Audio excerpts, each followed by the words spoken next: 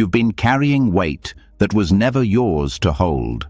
Thoughts that loop in your mind late at night, regret, shame, guilt.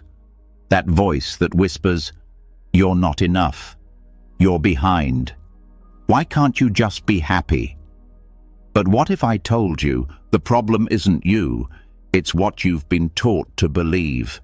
They told you to think positive, move on, let it go, but no one ever told you how. Here's the truth. Negative thoughts don't vanish just because you want them to. They dissolve when you understand them, when you stop resisting and start seeing clearly. Buddhism isn't about escaping life. It's about waking up to it. It's about training your mind to let go naturally, gently, without force. Tonight, you're not just going to sleep. You're going to begin a release. A release of heaviness, of noise, of fear that's been living inside you for too long. Through ancient teachings, through sacred silence, through the rhythm of your breath, you'll feel something shift, a softening, a loosening, a quiet kind of peace that doesn't need permission to exist. This is not just another audio to fall asleep to. This is a journey back to stillness, back to clarity, back to a mind that no longer clings to pain. A mind that no longer believes every storm is permanent. Remember, Buddhism doesn't promise a life without pain. It shows you how to stop suffering over it. It teaches you that thoughts are not facts, that emotions are just passing clouds, and that you are not broken. You are just waking up. So tonight, let go of the stories, of the shame, of the noise that tells you you're not enough. Let go, and let the silence teach you what peace really feels like. Are you ready? Let's begin. You've made it here, and something in you knows it's time. Time to finally stop carrying what doesn't belong to you. The pain you never asked for, the stories that were never yours, the heaviness that lingers even when everything outside seems fine. Maybe you've tried to bury it. Maybe you've tried to fight it. But it keeps returning. A familiar tension in your chest, a sudden wave of sadness for no clear reason, a restless energy that won't let you fully rest, and you're tired of pretending, of performing, of holding it all in. There's a reason these patterns keep showing up. It's deeper than memory, older than thought. What you're feeling may not have started in this life alone. And tonight, we go deeper into the karmic roots of your emotional pain, not as a theory, not as philosophy, but as truth felt in the body, in your breath, in the silence beneath the noise. Karma is often misunderstood. People think it's about punishment or reward, but in Buddhism, karma is simply cause and effect. Seeds planted by your actions, words, and thoughts, some from this lifetime, some from countless lifetimes before. Emotional baggage, the kind that feels impossible to shake, is often the result of karmic imprints left unresolved. They don't just disappear with time, they repeat over and over until they are met with awareness, until they are seen, purified, and released. These imprints can show up as recurring emotional pain, grief that has no origin, shame that feels unearned, a fear that lives in your bones. It's not random. It's not weakness. These are karmic echoes asking to be heard. When you avoid them, they return. When you suppress them, they grow louder. But when you meet them with wisdom, something changes. They begin to loosen. Purification in Buddhism is not about becoming perfect. It's about becoming light. It's about releasing the emotional density that keeps your spirit heavy and stuck. And the practices that help us purify are not abstract or mysterious. They are precise, gentle, transformative. One of the most powerful tools is the Vajrasattva mantra. Vajrasattva is the embodiment of purity in Tibetan Buddhism. This mantra, when recited with sincerity, acts like a cleansing river, flushing out deeply embedded karmic stains. But the mantra is only one part. It's not magic. It works because it is supported by intention, awareness, and truthfulness. Without those, it's just sound. Confession in Buddhism is not about guilt. It's not about shame. It's about telling the truth to yourself and to the universe, admitting where you've caused harm, acknowledging where you've ignored your own inner voice, where you've turned away instead of facing what was hard. The act of confession is an act of release, because as long as we hold our mistakes in silence, they grow into secrets that rot us from the inside. But confession alone isn't complete. The next piece is restraint, a commitment not to repeat the harmful action, not because you fear punishment, but because you choose freedom. Restraint is not repression. It's remembering your true nature and refusing to feed what pulls you away from it. It's choosing peace over impulse, choosing clarity over chaos.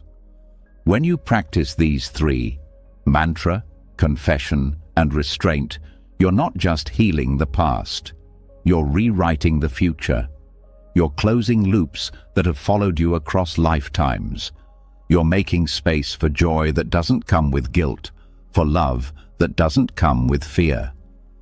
Some karmic imprints are passed down, not just through lifetimes, but through families, through voices you inherited before you could speak, through pain absorbed in the womb, through patterns repeated so often they became identity. But identity is not fixed. Karma is not fate. What has been done can be undone. What was inherited can be transformed. Even in silence, karma lives.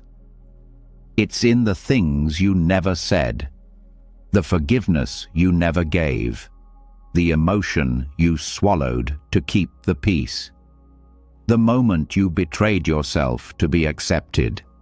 All of it leaves a mark, but none of it is permanent. That's the beauty of karma. It's not a sentence, it's a system. And systems can be changed, not by force, but by awareness, by returning again and again to the present moment, because this moment is where karma shifts. Right now is where new seeds are planted. Every time you choose to respond instead of react, you're changing your karma. Every time you pause before speaking and feel your breath instead of your anger, you're healing the past. Every time you choose to be kind when it would be easier to be cruel, you're breaking the chain. These moments are not small, they're everything. Purification is not about removing all your flaws. It's about no longer being defined by them. It's about looking at your deepest pain and no longer turning away, seeing the roots of your anger and not hiding them under false peace. Meeting your sorrow not with pity, but with compassion. This is how karma is released, not in dramatic moments, but in small acts of truth. You may find that as you begin to purify, emotions come up more strongly. Old memories resurface, patterns you thought were gone return. This is not regression, it's revelation. It means you're strong enough now to see what you once had to hide.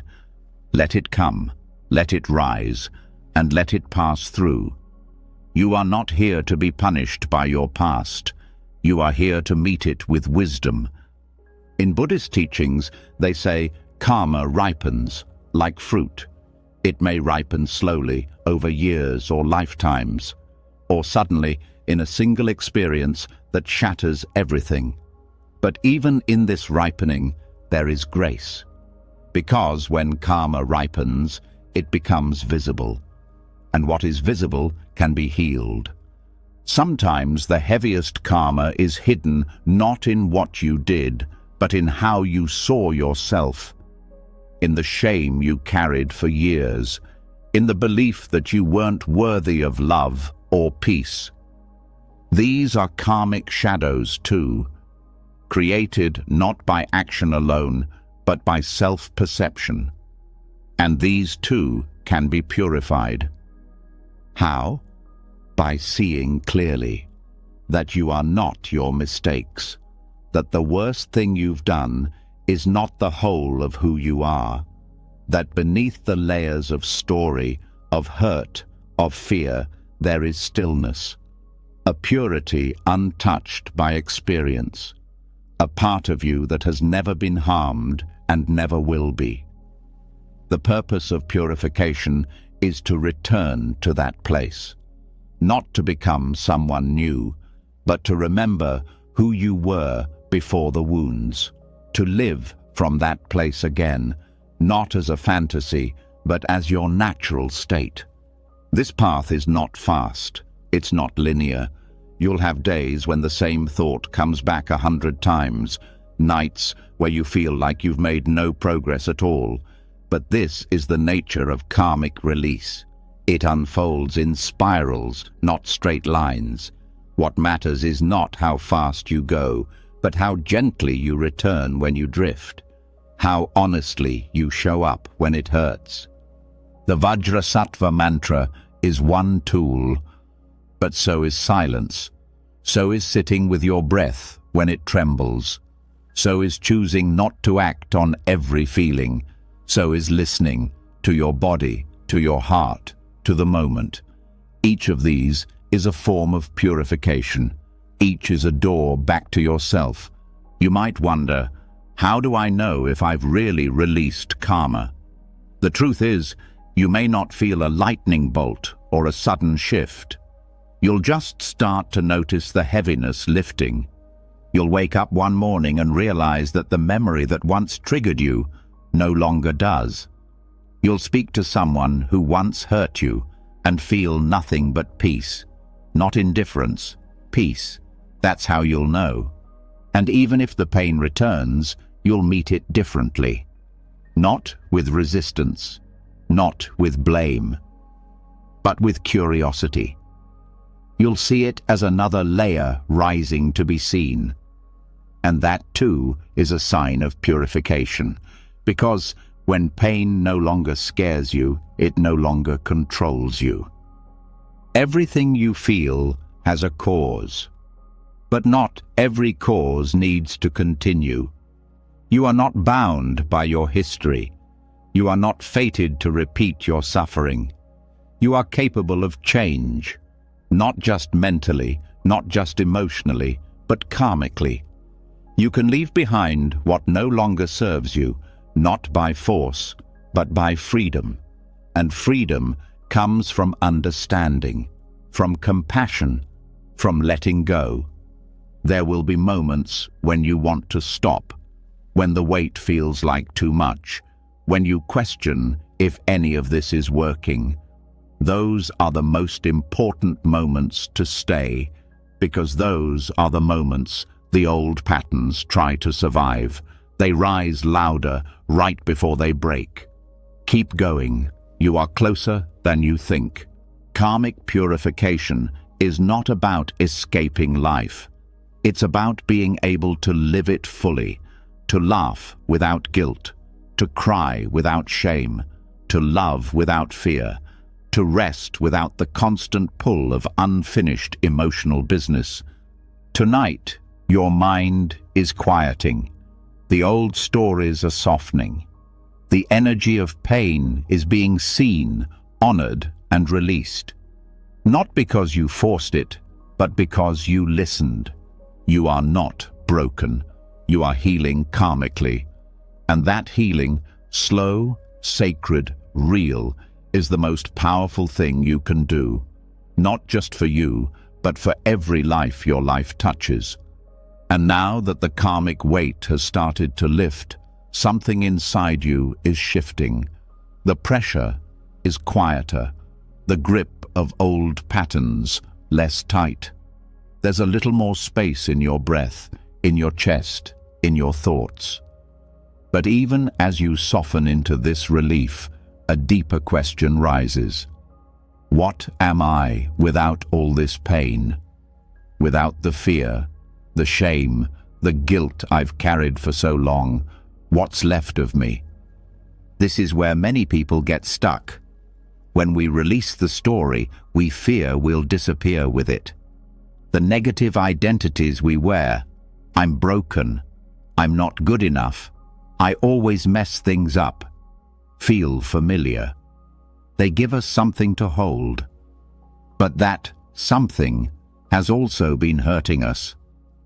And now it's time to meet what lies beneath. At the heart of Buddhist wisdom is a simple, powerful truth. Everything you think you are is not what you really are. This is not meant to confuse or discourage. It's meant to free. Because the version of you that feels defined by shame, shaped by regret, paralyzed by fear, that version is a misunderstanding.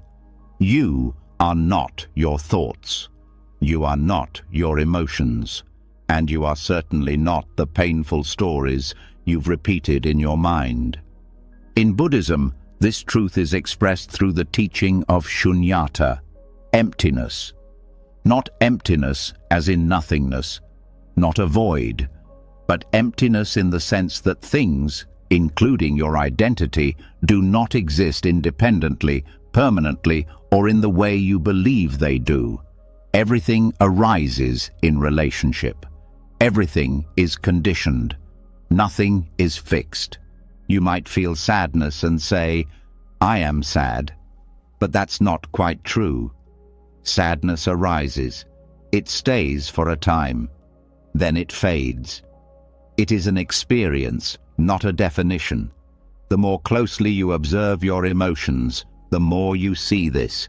They appear, they change, and they disappear. They are not you. They are happening to you, yes, but they are not your core. And when you stop clinging to emotions as personal or permanent, something amazing happens. They lose their power to control you. Shame may still arise, but it doesn't take over. Guilt may knock at the door, but it doesn't move in. You begin to see these experiences like clouds in the sky, passing shapes, not the sky itself. This is what freedom looks like. The concept of I is something we build. From childhood, we collect ideas. I'm good, I'm bad, I'm a failure, I'm a success. Every label sticks. Every wound adds a layer. Over time, we forget that these are labels at all. We believe them to be the truth. But what Buddhism reveals is that there is no solid I behind those labels, no fixed identity holding it all together. It's a bundle of memories, emotions, thoughts, and reactions, and all of them are always changing. This doesn't mean you don't exist. It means you don't exist in the way you've assumed. The feeling of I is strong. It feels real. But when you look closely, it's hard to find. Where is it? In your thoughts. Those change every moment. In your body. That's changed since the day you were born. In your name? That was given to you. What you find, when you really search, is that you are not a thing. You are a process. This realization doesn't make you vanish. It makes your suffering vanish. Because most suffering is rooted in clinging to a fixed identity. If you believe, I am unlovable, every experience gets filtered through that belief. Someone cancels plans. Proof. A relationship ends. More proof. But what if that identity was never solid to begin with? What if it was just a passing idea you held for too long? By understanding emptiness, you begin to hold your identity more lightly.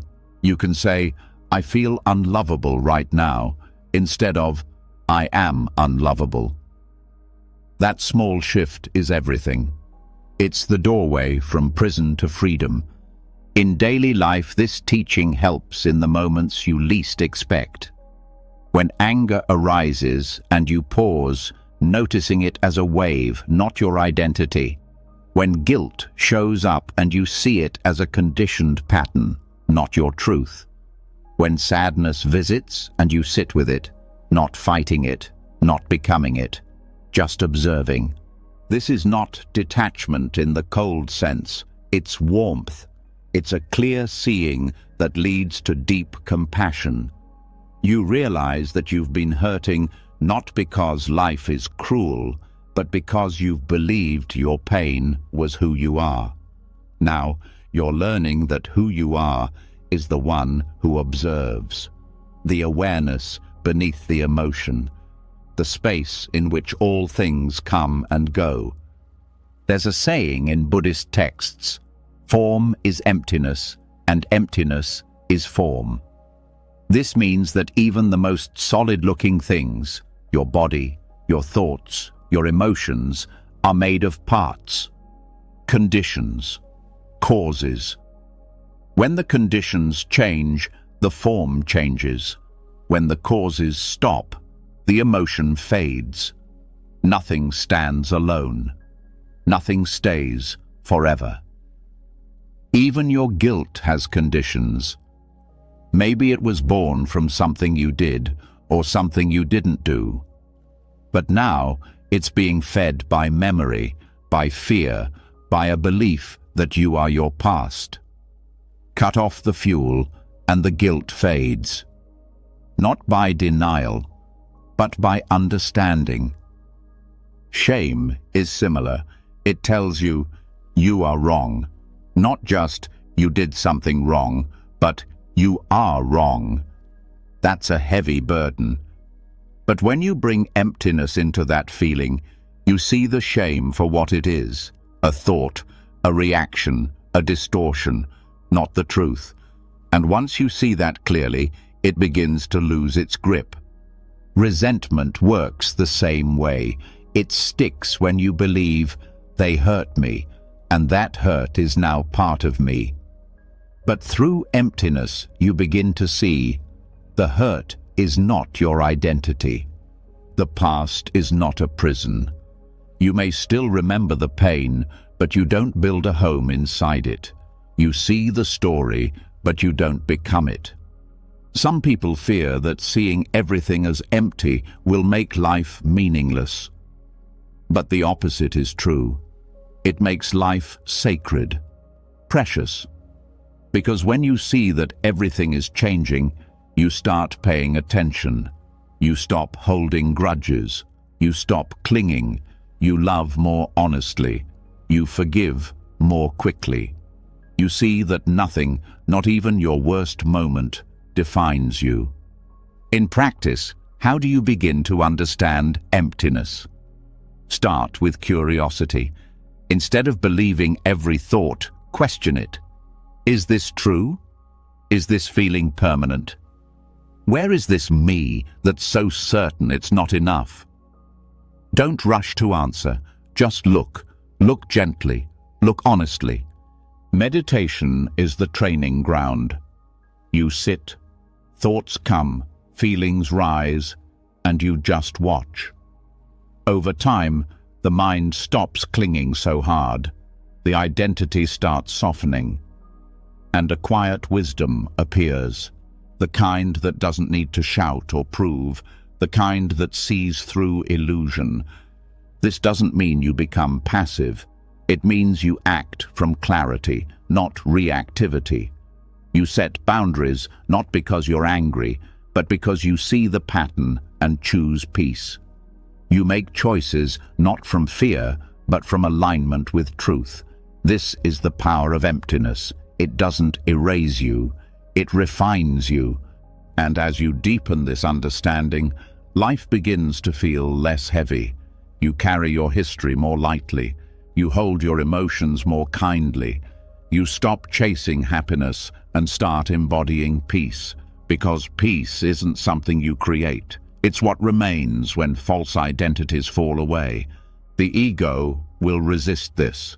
It wants something to hold, a name, a role, a wound. But you're not here to be a collection of pain stories. You're here to be free. And emptiness is freedom, not from life, but into life. Fully awake, fully alive, unbound. The teachings of emptiness are not for monks alone. They are for you, right here, lying down, heart open, mind softening. Let the old names fall away. Let the noise lose its meaning. You don't need to fix yourself. You only need to see clearly. You are not your thoughts. You are not your shame. You are not your history. You are the awareness that sees all things rise and fall and does not cling. Rest there now. The world may spin. Thoughts may come and go. But you are steady, quiet, free. Let the silence show you what's left when you stop believing the voice that says, you are not enough. That voice was never you, and now it's time to let it go. So now you've started to see through the layers, the false stories, the identities that were never real. The emotions that once felt permanent are now seen as waves, rising and falling in the vast space of awareness. And with this space comes a question that many avoid. What about the parts of myself I've rejected? The ones I pretend don't exist? They still live inside you, don't they? Tucked away in silence, buried in the body, avoided in the mind. They surface sometimes, in anger you can't explain, sadness that feels too deep, or numbness that shields you from it all. These are the hidden parts, the forgotten pieces of your inner life, the shadow self, the aspects of you that were unloved, unwanted, judged, or misunderstood.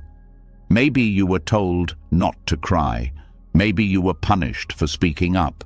Maybe your sensitivity was called weakness. Over time, you learned to push these parts down, to disown them, to pretend they never existed. But nothing inside you truly disappears. What you bury will find another way to speak. It might speak through anxiety. It might speak through shame. It might speak through a subtle unease that follows you into every room. These signals are not signs that something's wrong with you. They're invitations to listen more deeply.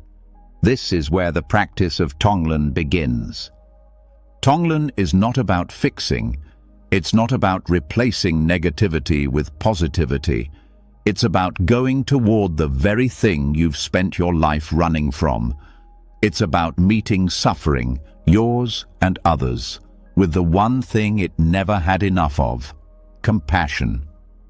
In most of life, we're taught to avoid pain, push it away, numb it, ignore it.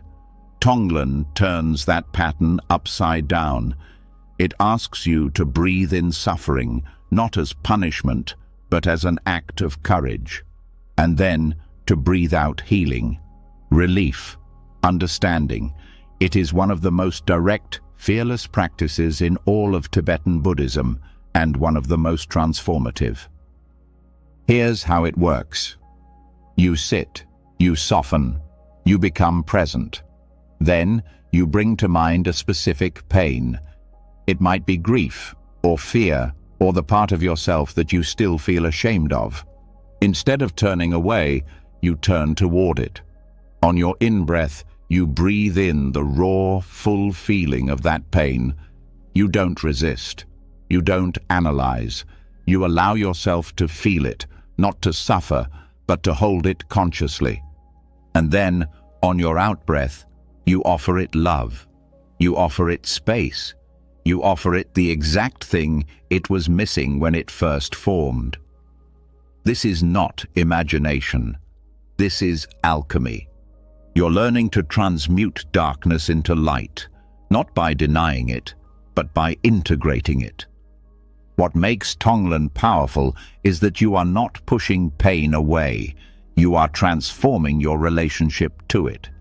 You are becoming a vessel through which compassion flows into the places that need it most.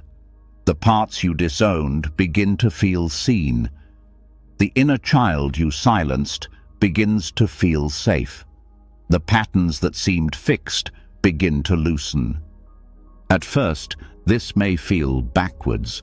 Breathing in suffering sounds like the opposite of what we want. But the truth is, you've already been carrying that suffering. Tonglen just brings it into the light. It allows you to stop fighting what's already inside and meet it with care instead. As the practice deepens, you can expand your focus. Start with your own pain, but then begin to connect it to others. If you're holding loneliness, know that millions of others feel the same right now. Breathe it in, all of it, the collective ache, the universal grief, and then breathe out peace, not just for yourself, but for everyone who suffers in the same way. You begin to feel connected, not just to your own healing, but to the healing of the world. Tonglen dissolves the illusion of separation. It shows you that your suffering is not private, not isolated, not something to hide. It is shared. It is human. And when you breathe through it, not around it, you begin to feel a strength that's rooted in softness, not control. A strength that can hold anything, even your darkest emotions, without breaking. This practice is also a mirror. It reflects how you treat your inner life. When you flinch from discomfort, Tonglen shows you how to stay. When you judge yourself, Tonglen teaches you to forgive. When you feel helpless, Tonglen reminds you that compassion is always within reach. One of the most healing aspects of Tonglen is that it allows you to hold space for contradictions. You can feel sadness and still offer kindness. You can feel rage and still breathe love. You can be afraid and still remain open. This is not bypassing emotion. It's embracing it with such honesty that it begins to shift on its own. As you practice more, you may notice that certain memories rise, moments when you felt rejected, abandoned, humiliated. These are not distractions. They are doors. Breathe them in.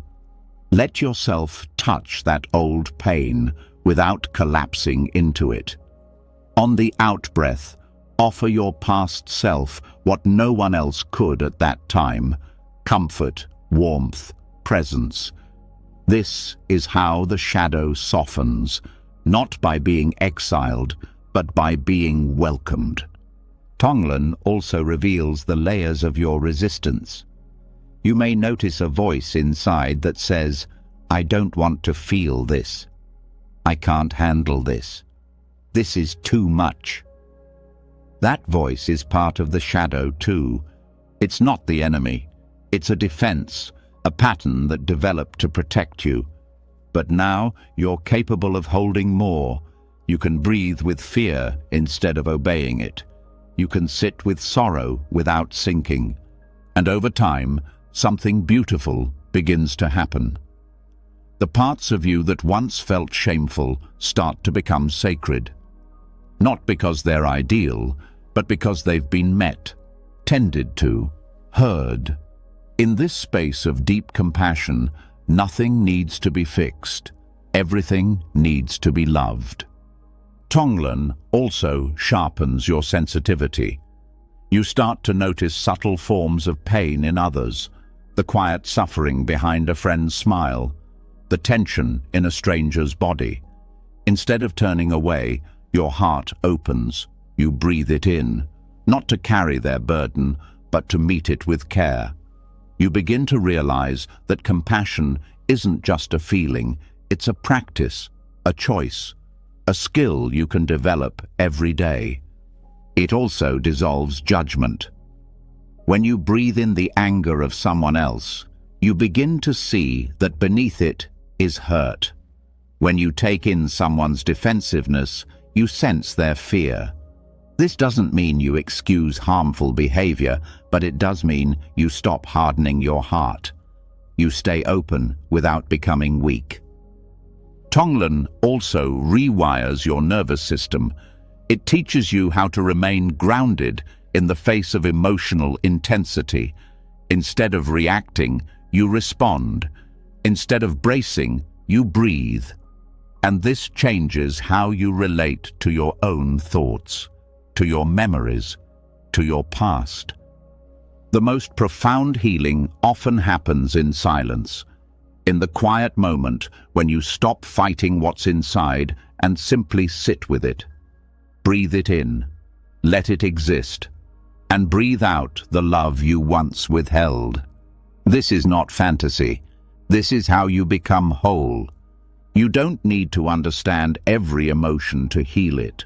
You just need to stop turning away. Tonglen is that act of turning toward. It says, I see you, I feel you, and I will not abandon you, again and again, breath by breath. Through this practice, the shadow becomes less frightening, because you no longer fear your own darkness. You meet it like an old friend who's been waiting. And in that meeting, something transforms, not just inside you, but around you. The world feels softer, people feel closer, and the pain that once defined you begins to feel like one part of a much larger story. A story that's still unfolding. Tonglen gives you back your power, not through control, but through compassion. And that power doesn't shout, it doesn't force, it simply remains steady, kind, willing to feel. Keep breathing. The parts of you that were once exiled are listening now, and they are ready to come home. You've already taken powerful steps. You've met your shadow with compassion. You've stopped running from the parts of yourself that once felt too heavy to hold. You've breathed in suffering and breathed out light. But now there's something even more subtle, more constant, and just as powerful, shaping your life moment by moment. Your words. Not just the words you speak out loud, but the ones no one else hears. The words you whisper to yourself when no one is watching. The silent judgments, the casual cruelty, the inner dialogue you've gotten used to even when it hurts. The way you speak to yourself becomes the air you live in, and if that speech is harsh, your world becomes harsh. If that speech is poisoned by self-hate, fear, or criticism, you breathe that poison every day without realizing it. Most people underestimate the power of language, but in Buddhism, speech is sacred. It's not just communication, it's karma in motion. Every word shapes your mind. Every sentence reinforces a belief. Speech carries intention. It carves grooves in the heart. It builds the inner world you live in. The Buddha understood this deeply. That's why right speech is one of the 8 pillars of the Noble Eightfold Path. It's not a suggestion, it's a foundation. Because without purifying speech, both inner and outer, no other practice can take root fully. The mind may meditate, the body may sit still, but if the mouth speaks harm, the heart cannot rest. To cleanse internal negativity, you must first learn to hear yourself clearly. Not just what you say to others, but how you speak to yourself when you fail, when you feel afraid, when you feel unworthy. Do you respond with kindness, or do you attack yourself with the sharpest words? This self-talk becomes a habit, a script, and if it's filled with blame or shame, you start living inside a narrative where nothing is ever good enough, not even you. This is where mindful speech begins. It starts by listening, observing the automatic thoughts that come up when something goes wrong, noticing the tone you use with yourself, the phrases you repeat without thinking. Every time you say, "I always mess up," you're planting a karmic seed. Every time you say, "I'm so stupid," you're reinforcing a mental pathway that makes it harder to feel peace. Mindfulness teaches you that you don't have to believe these words. You don't even have to speak them. You can pause, you can feel the emotion rise, and choose silence. You can replace judgment with curiosity. This is not about pretending everything's fine. It's about being honest without being cruel. There is a difference between truth and violence. Telling yourself, "I need to work on this," is truth. Telling yourself, "I'm a failure," is violence. The second creates wounds. The first creates space to grow. When you begin to speak to yourself with care, your inner world softens. The body relaxes. The breath deepens. Because the war inside begins to end. Mindful speech also means refining the way you talk about others. Gossip, sarcasm, exaggeration. These might feel small, but they shape your energy. When you speak from anger, even if it's justified, you keep that anger alive inside you. When you mock or belittle, even as a joke, you dim your own light. Speech is never just about the listener. It's a mirror. It shows you what's living in your heart. Right speech is defined in Buddhist texts as avoiding lies, divisive speech, harsh speech, and idle chatter. But these aren't rigid rules. They're guidelines for liberation. Because each kind of harmful speech creates specific forms of suffering. Lies create confusion, not just for others, but for yourself. The more you lie, even small lies, the more fragmented your inner life becomes. You start to forget who you really are beneath the mask. Divisive speech breaks connection. When you speak in a way that pits people against each other, you weaken the fabric of trust. Even if you feel right in the moment, what you're building is separation, and that always leads back to loneliness. Harsh speech is the most obvious kind. The kind that cuts. The kind that leaves invisible bruises. Even if you think someone deserves it, harsh speech is a reflection of your own unrest. It pours gasoline on the fire. It never brings peace. Idle chatter seems harmless, but it drains your energy. It keeps the mind restless, fills the space where silence might have taught you something deeper. Every time we speak without awareness, we scatter our attention. We move further from the present. By practicing mindful speech, you begin to reverse these patterns. You speak more slowly. You choose words that build instead of break. You say less, but what you say has more weight, more care. And the inner speech, the one that runs constantly in the background, starts to follow the same path. Slowly, gently, but certainly. You start to hear yourself say, "It's okay," when you make a mistake. "I'm learning," instead of "I'm failing." You catch the old patterns and soften them. You replace attack with understanding. And in doing this, your mind becomes a kinder place to live. This change doesn't happen overnight. Years of self-criticism can't be erased with one moment of mindfulness. But every time you pause before speaking, you shift direction. Every time you choose a different word, you lay a new foundation. One of the most helpful ways to cultivate this awareness is through the practice of noble silence. Spend time each day not speaking, not to others, and not to yourself. Let the mind settle. Let the habitual inner voice grow quiet. In that stillness, something else appears. Presence, clarity, a deeper knowing that doesn't rely on words. When you return to speech after silence, you do so with more care. You feel the weight of each word. You stop wasting them.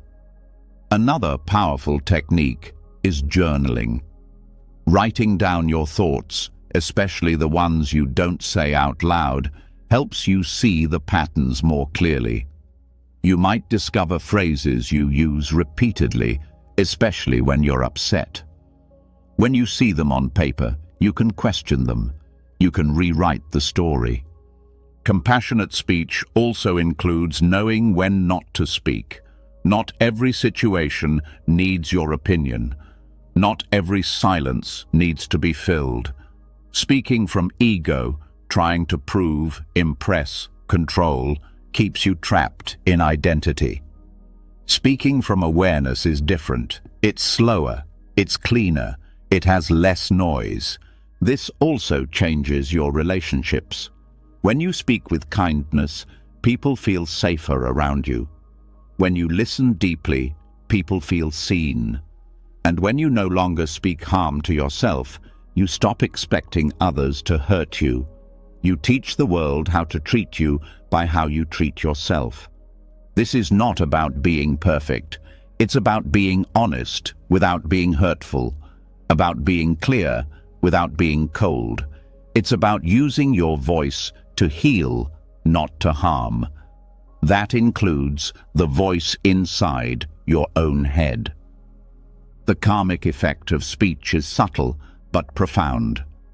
Every word either strengthens your suffering or dissolves it. There is no neutral. When you gossip, you feel more disconnected. When you lie, you feel more anxious. When you speak with anger, you carry that anger with you. But when you speak truthfully, kindly, clearly, you plant seeds of peace that bloom far beyond that moment. You might not see the effect right away, but over time, your whole life begins to shift. Your mind grows quieter, your body feels safer, your relationships become more real. Because when your words reflect clarity, your world reflects harmony. Speech is not just expression, it's creation. And now that you know this, you can no longer speak carelessly. You are creating your reality with every sentence. Speak as if the world is listening, because it is. Let your speech cleanse you. Let it lift you. Let it become a bridge between your heart and the world. No more violence, no more shame. Just truth. Spoken gently, lived fully. And when the old voices return, and they will, you'll know how to meet them, not with fear, not with silence, but with new words. Words shaped by wisdom, by practice, by presence. Keep speaking like that, and watch everything change. You've started to hear yourself differently. The voice that once attacked now hesitates. The inner critic grows quieter. You've seen how words shape your world, how silence can heal what noise could never reach. But beneath the surface of speech, beneath even your thoughts, there is something more foundational waiting to be understood. It's what sits at the core of your heaviest emotions, what quietly fuels your restlessness even when things appear calm. It's suffering, not just the pain of what happens, but the pain of how we hold it. Most people spend their lives trying to avoid suffering. They run from it, deny it, distract themselves. But in Buddhism, suffering is not something to flee. It's not a flaw, it's a gateway. The first noble truth doesn't ask you to like suffering, it asks you to recognize it, because until you do, it controls your life from the shadows. The word dukkha is often translated as suffering, but it means more than that. It refers to the unease that runs through life itself, the feeling that something is off, incomplete, unsatisfying. Even in good moments, there's a subtle tension, a sense that it won't last, that something is missing. This discomfort isn't proof that life is broken. It's a sign that clinging is happening, wanting things to stay the same, wanting pain to disappear, wanting control in a world that moves on its own terms. But here's the turning point. Suffering can be transformed. It can be used, not to harden you, but to open you, not to define you, but to wake you up. This is the alchemy of suffering, the process by which pain becomes wisdom, where your deepest wounds stop being sources of shame and start becoming paths to awakening. This transformation begins the moment you stop asking, "Why is this happening to me?" and start asking, "What can this teach me?" That shift in question turns the whole experience inside out. Pain doesn't shrink from this question, it reveals itself. It starts to show you the root, the habit, the grasping that led to the wound. This isn't about blaming yourself. It's about reclaiming the power to see clearly. Wisdom doesn't come from avoiding difficulty. It comes from meeting it with attention, with honesty. Every time you sit with pain without numbing it, you learn something about your patterns, your attachments, your expectations. This is not theory. It's real-time self-awareness, the kind that changes your wiring. Trauma, too, becomes part of this path. Not by pretending it didn't happen, not by minimizing its weight, but by choosing to relate to it differently. When trauma is met with compassion and insight, it becomes less like a trap and more like a map. It shows you where the work is, where the healing wants to happen, and if you stay with it, not by reliving it, but by witnessing it with new eyes, it begins to shift, slowly, gently, deeply. Suffering breaks the illusion of control. It shows you what's real. When everything falls apart, masks drop. What's left is what can't be taken away. Your capacity to feel, to learn, to love, even when it hurts. That's where Bodhi begins, not in comfort, but in clarity. Bodhi, meaning awakening, doesn't rise in spite of pain. It rises because of it. This is why the Buddha didn't teach the removal of suffering as the first step. He taught the understanding of it. Because when you truly see your pain, not just the surface symptoms, but the core, you begin to see through it. You stop being consumed by it. You recognize that suffering isn't a punishment. It's a process. A process that reveals what matters, that strips away distraction, that brings you back to the breath, the moment, the raw, unfiltered experience of being alive. And from that contact with truth, wisdom arises. The kind of wisdom that's not intellectual, but cellular. It lives in your posture, in your gaze, in the stillness of your presence. Turning suffering into wisdom requires two things: awareness and compassion. Awareness to see clearly, compassion to stay present. Without awareness, pain becomes identity. Without compassion, awareness becomes cold. Together, they create the space where healing happens. This is also where the ego begins to dissolve, because the ego thrives on control, on certainty, on superiority. Suffering humbles all of that.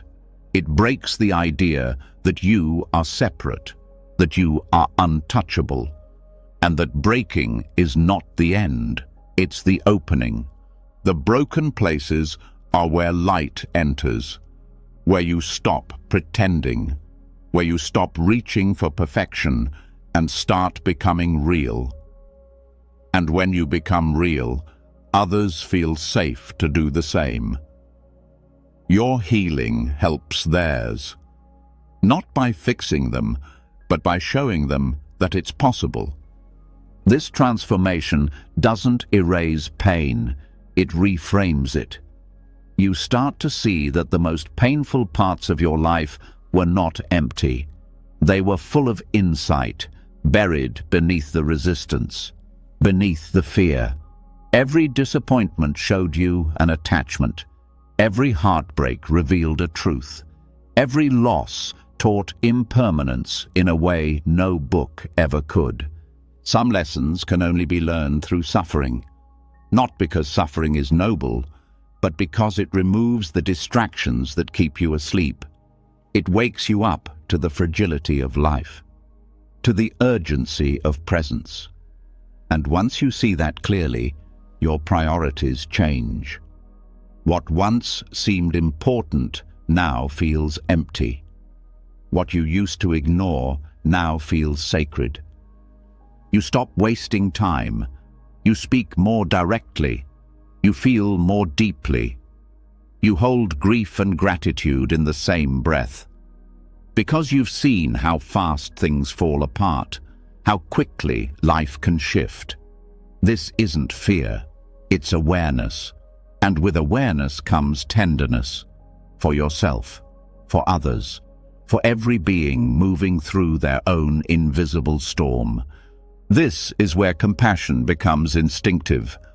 When you've suffered, you recognize it in others, not with pity, but with understanding. You don't need to explain it. You just show up differently. You become a safe space, not because you've solved everything, but because you've learned how to stay present with what hurts. This is the gift of suffering transformed. Not comfort, not closure, but openness. A heart that no longer needs to protect itself with armor. A mind that no longer runs from what's uncomfortable. A spirit that meets life as it is, not as it was supposed to be. You stop seeing yourself as broken. You start seeing yourself as whole, precisely because of what you've lived through. The cracks didn't destroy you. They shaped you. They made you honest, humble, awake. In this way, your suffering becomes sacred, not in a romantic way, but in a grounded, embodied way. It becomes part of your story, but no longer the whole story. It becomes part of your wisdom, but no longer your identity, and that wisdom radiates. It touches others without trying. Because when you've turned pain into understanding, your very presence teaches. You become someone who doesn't flinch at emotion, who can sit with grief without needing to fix it, who can hold space for uncertainty without needing a quick answer. This kind of transformation isn't dramatic. It's subtle, slow. It happens in the quiet moments, in the middle of the night, in the middle of a deep breath, in the stillness after tears. There's no announcement, just a shift, a softening, a steady light that wasn't there before. To live this way is not to seek suffering. It's to stop fearing it. It's to know that when it comes, and it will, you have tools. You have perspective. You have the ability to stay, to learn, to grow. This is not spiritual bypassing. It's the deepest form of integration. You carry your story, but it doesn't carry you. You honor your wounds, but they don't define you. You let pain move through you, and in doing so, you move closer to truth, closer to Bodhi, closer to peace that cannot be taken. And it all begins when you stop asking, "How can I get rid of this?" and start asking, "How can this awaken me?" The path of transformation is not easy, but it is real, and the wisdom it brings is not fragile. It's unshakable. You are already walking this path, word by word, breath by breath. Let it carry you deeper. Let it show you who you truly are, beneath the pain, beneath the story, beyond the suffering. Because what you find there is not more pain, it's freedom. When suffering stops being the enemy and becomes the teacher, you begin to see life through different eyes. You no longer ask how to escape your experience. You begin asking what it's made of. You no longer assume pain is personal. You start wondering what exactly you've been calling me. That question leads to the root, to the structure beneath every thought, emotion, and reaction, the structure known in Buddhism as the 5 skandhas. They're not just philosophical ideas, they are the building blocks of your moment-to-moment reality. If you've ever felt stuck in anger, drowning in sadness, or trapped in self-doubt, these 5 aggregates are where those experiences take shape. They create the illusion of a solid, separate self, the self that suffers, the self that clings, the self that fears. And the good news is, what is constructed can be deconstructed. The first aggregate is form. This is your body, your senses, the physical world around you. It's what you see, hear, touch, taste, and smell. But it's not only external, it includes your own flesh and bones, your skin and nerves, your breath and posture. Most people take form to be self. My face, my voice, my pain. But the body is changing every moment. Cells die and renew. Skin wrinkles and stretches. Energy rises and fades. If the body is always shifting, can it really be who you are? The mind tends to attach to form tightly, especially in pain. A sore back, a racing heart, a heavy chest. These sensations can feel like identity. But when you examine them closely, they dissolve into sensation, not self, just vibration, just signals. You begin to see that the body is not the enemy, and it's not the core of you. It's a condition, a vehicle, not a prison. Next is feeling. In Buddhist terms, this doesn't mean emotion. It refers to the raw experience of pleasant, unpleasant, or neutral.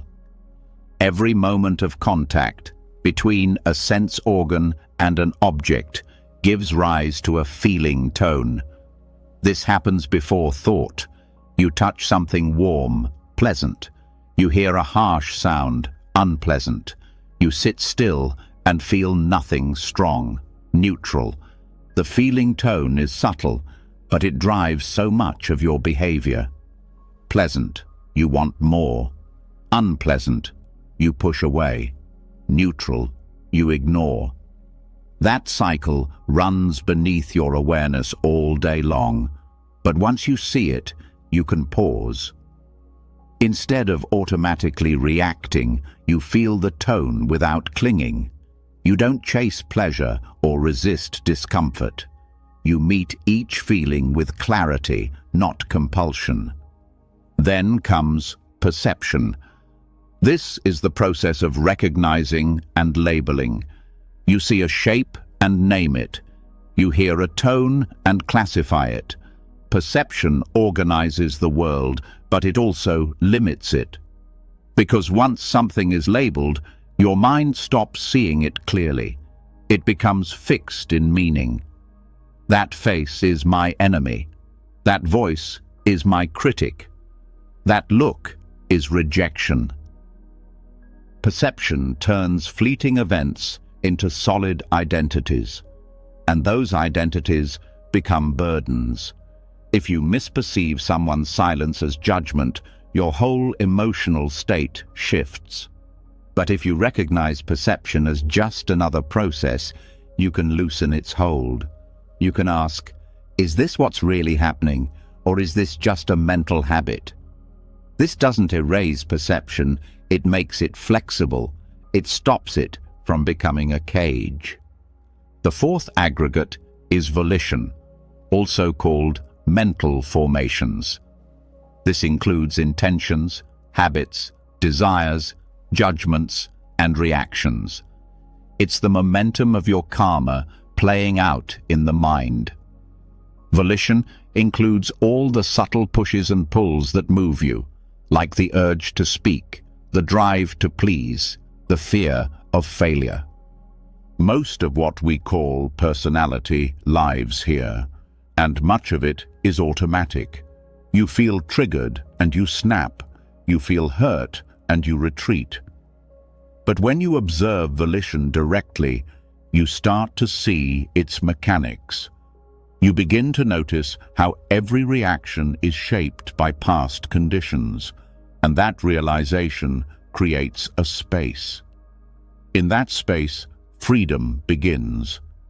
Volition is not destiny. It can be reshaped, but only if you see it clearly. Only if you stop identifying with every impulse. You are not your reactivity. You are the awareness that sees it. When that becomes real, even long-standing patterns begin to shift. The final aggregate is consciousness. This isn't awareness in the ultimate sense. It's the momentary knowing of an object through a specific sense. Eye consciousness when seeing, ear consciousness when hearing, mind consciousness when thinking. It's the stream of knowing that flows without pause, but this consciousness depends on conditions. Without an object, there's no knowing. Without a sense base, there's no contact. Consciousness, too, is empty of self. It arises and passes away countless times each second. And yet, we cling to it. We take it as proof of an inner observer, a thinker, a doer. But that solid I is nowhere to be found. There is just knowing, without owner, without core. When you put these 5 aggregates together, form, feeling, perception, volition, consciousness, they create the illusion of a self, a me with a past and a future, a me that gets hurt and needs protecting. But when you take them apart and look deeply, that solid self starts to dissolve. There is still experience, there is still memory and identity and pain, but there is no longer a fixed center around which it all revolves. This insight doesn't make you disappear. It makes you free, because if there's no fixed self, then there's nothing to defend, no ego to protect, no story that has to stay intact. You can be more fluid, more present, more responsive, not because you've added anything, but because you've stopped clinging to what was never truly there. The 5 skandhas are not just philosophy. They are practice. You can explore them every time you meditate, every time you feel triggered, every time you feel overwhelmed. When sadness arises, ask, what's the form? Where is it in the body? What's the feeling tone, pleasant, unpleasant, or neutral? What perception is shaping this? What mental formation is pushing it? What consciousness is aware of it? Each layer reveals more. Each question takes you closer to the root, and the root is always clinging to sensation, clinging to identity, clinging to permanence in a world that never stays still. Letting go doesn't mean abandoning experience. It means meeting it fully, then releasing it. When you begin to live with this understanding, everything shifts. You still feel, but you don't hold. You still experience pain, but you don't become it. You still walk through the world, but without the constant weight of self-concern. This is not numbness. It's intimacy without attachment. It's clarity without tension. Even conflict changes. Someone criticizes you, and you notice the reaction rising. You feel the body tighten, the unpleasant tone, the old perceptions, the mental formations. You see the whole process, and in that seeing, the ego softens. The need to defend or attack dissolves. You respond from presence, not pattern. This is how suffering ends, not by escaping it, but by seeing through it. The 5 skandhas don't remove pain. They show you that pain is not personal, that it arises from conditions, that it passes when the conditions change. This insight isn't cold, it's liberating. It allows you to love without fear, to feel without drowning, to live without needing everything to go your way. The ego wants to be special, right, protected, and every time life contradicts that, it suffers. But when the ego is seen as a bundle of changing aggregates, it no longer has to be taken so seriously. You stop feeding it with every thought. You stop defending it with every word. And slowly, the space it once occupied is filled with peace. This is not detachment from life. It's full engagement without the burden of me. It's feeling every emotion, touching every moment, but not adding the extra layer of clinging. It's doing what needs to be done with clarity, not for ego gain. That clarity is rare, but it is possible. And it begins with awareness of what you are made of, not as a soul, not as a fixed self, but as a flow. In that flow, everything becomes lighter. The past loses its grip. The future becomes less frightening. The present opens like a door. You begin to trust your experience, not because it's always pleasant, but because you know how to meet it. Without running, without resisting, without turning it into a story. The 5 skandhas don't eliminate the human condition, but they dissolve the illusion that suffering is personal, permanent, or necessary. They show you that the self you've been defending is a collection of processes. And those processes, when seen clearly, lose their power to bind you. Keep looking. Keep asking, what is this made of? What is really happening? Every answer brings you closer to freedom. Every layer you peel back reveals more truth. Not in theory, in felt experience. And in that truth, the need to fight life disappears. Because you finally see there is nothing to protect, nothing to prove, just this unfolding moment, empty of self, full of peace. When you stop clinging to the idea of a solid self, something shifts. The mind softens. The patterns that once felt so permanent begin to lose their weight. You no longer need to defend what isn't truly there. You start to watch your experience with more clarity, more honesty. But there's a part of your mind that still works beneath the surface, shaping your reactions before you're even aware of them. This part doesn't respond to reasoning. It doesn't speak in full sentences. It shows itself through symbols, sensations, shadows, and it speaks most clearly in dreams. The subconscious mind is not silent. It's always working, carrying memories, storing reactions, and replaying stories that the conscious mind has forgotten. This is where some of your deepest habits live. This is why certain fears seem to come out of nowhere, why some emotions feel so automatic. Because long before you can think about them, they've already taken shape in your sleep. You spend 1/3 of your life in this hidden world, and yet most people never explore it.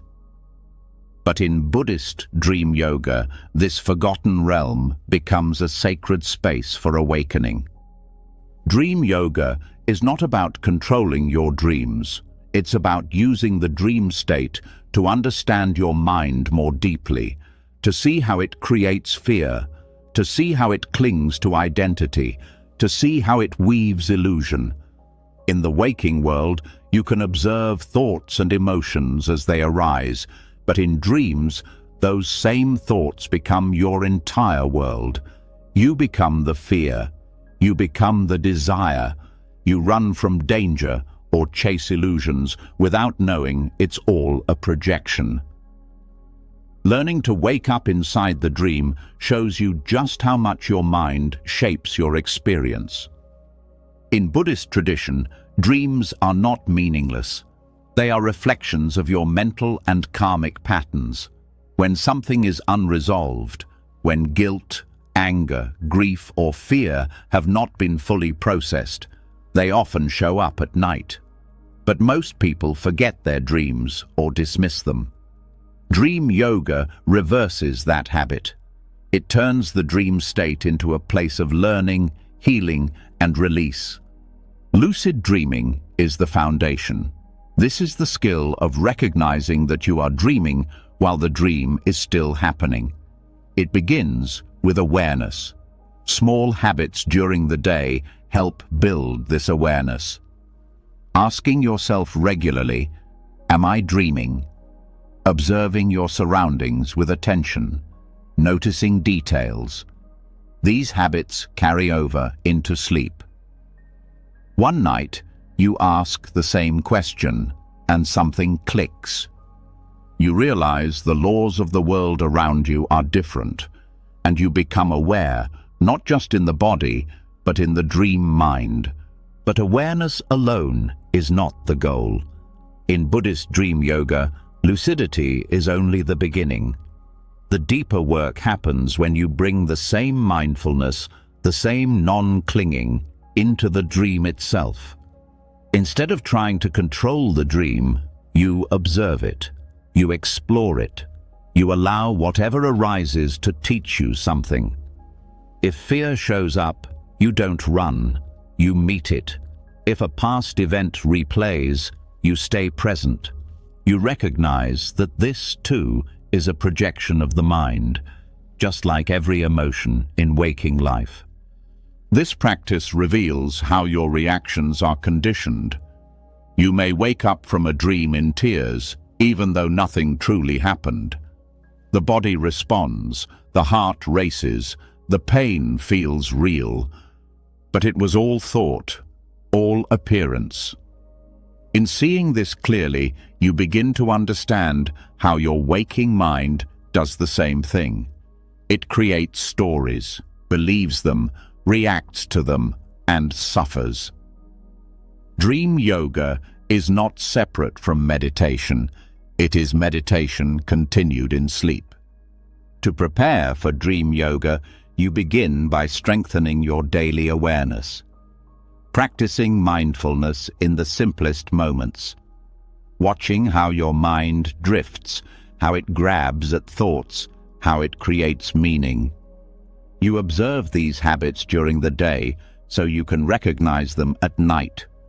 You keep a dream journal, not to analyze, but to remember, to develop respect for this other realm of experience. The more you remember your dreams, the more you begin to see the patterns, the repeated themes, the unresolved stories. This is not about turning dreams into something dramatic. It's about deepening your sensitivity, seeing how fear shows up in different forms, how desire disguises itself, how shame speaks through metaphor. You don't need to fix anything in the dream. You only need to witness. That witnessing in itself is transformation. As you build this practice, you may notice that certain dreams feel more vivid, more charged. These are opportunities. If you become lucid in one of these dreams, you can practice staying with the emotion, not changing the dream, but being fully present in it. If fear arises, you don't fight it. You breathe. You remember that this is a teaching moment, not just symbolic, but directly connected to how you relate to fear in waking life. Dream yoga also works with visualization before sleep. Recalling the day, releasing regret, forgiving yourself, setting the intention to stay aware. This gentle preparation helps soften the mind and open it to more clarity during sleep. Over time, you begin to fall asleep with mindfulness, not clinging to thought, but resting in awareness. This is the threshold between waking and dreaming. And when awareness carries through, you begin to wake up inside the mind's deepest spaces. This awareness doesn't make you cold, it makes you free. Because when you've trained yourself to recognize illusion in dreams, you start to see illusion in daily life. You start to recognize how much you assume, how much you fabricate, how much suffering is created by believing everything the mind presents. And in that recognition, there's release. One of the most powerful aspects of dream yoga is how it reveals your hidden conditioning. Wounds that you thought were healed may resurface. But now you have tools. You know how to stay. You know how to observe. You no longer fear these old feelings because you faced them in the raw, honest space of the dream. And that facing gives you confidence. Even death, in Buddhist view, is connected to dreaming. The bardo, the transitional state after death, is said to be dreamlike. The mind continues, projecting reality from habit and karma. Learning to stay awake in dreams is seen as preparation. So you can stay awake in the bardo. So you can choose with wisdom. So you are not pulled by fear or clinging. The way you meet your dreams becomes training for how you meet death and how you meet every moment of change. But dream yoga is not only preparation, it is liberation here and now, because the insights you gain don't stay in the dream. They carry into the way you speak, the way you feel, the way you relate. You begin to let go more easily, to respond with less fear. You start to wake up, not just at night, but in the middle of your life. This is not about escaping the world. It's about understanding it, seeing how the mind shapes experience, seeing how perception filters everything.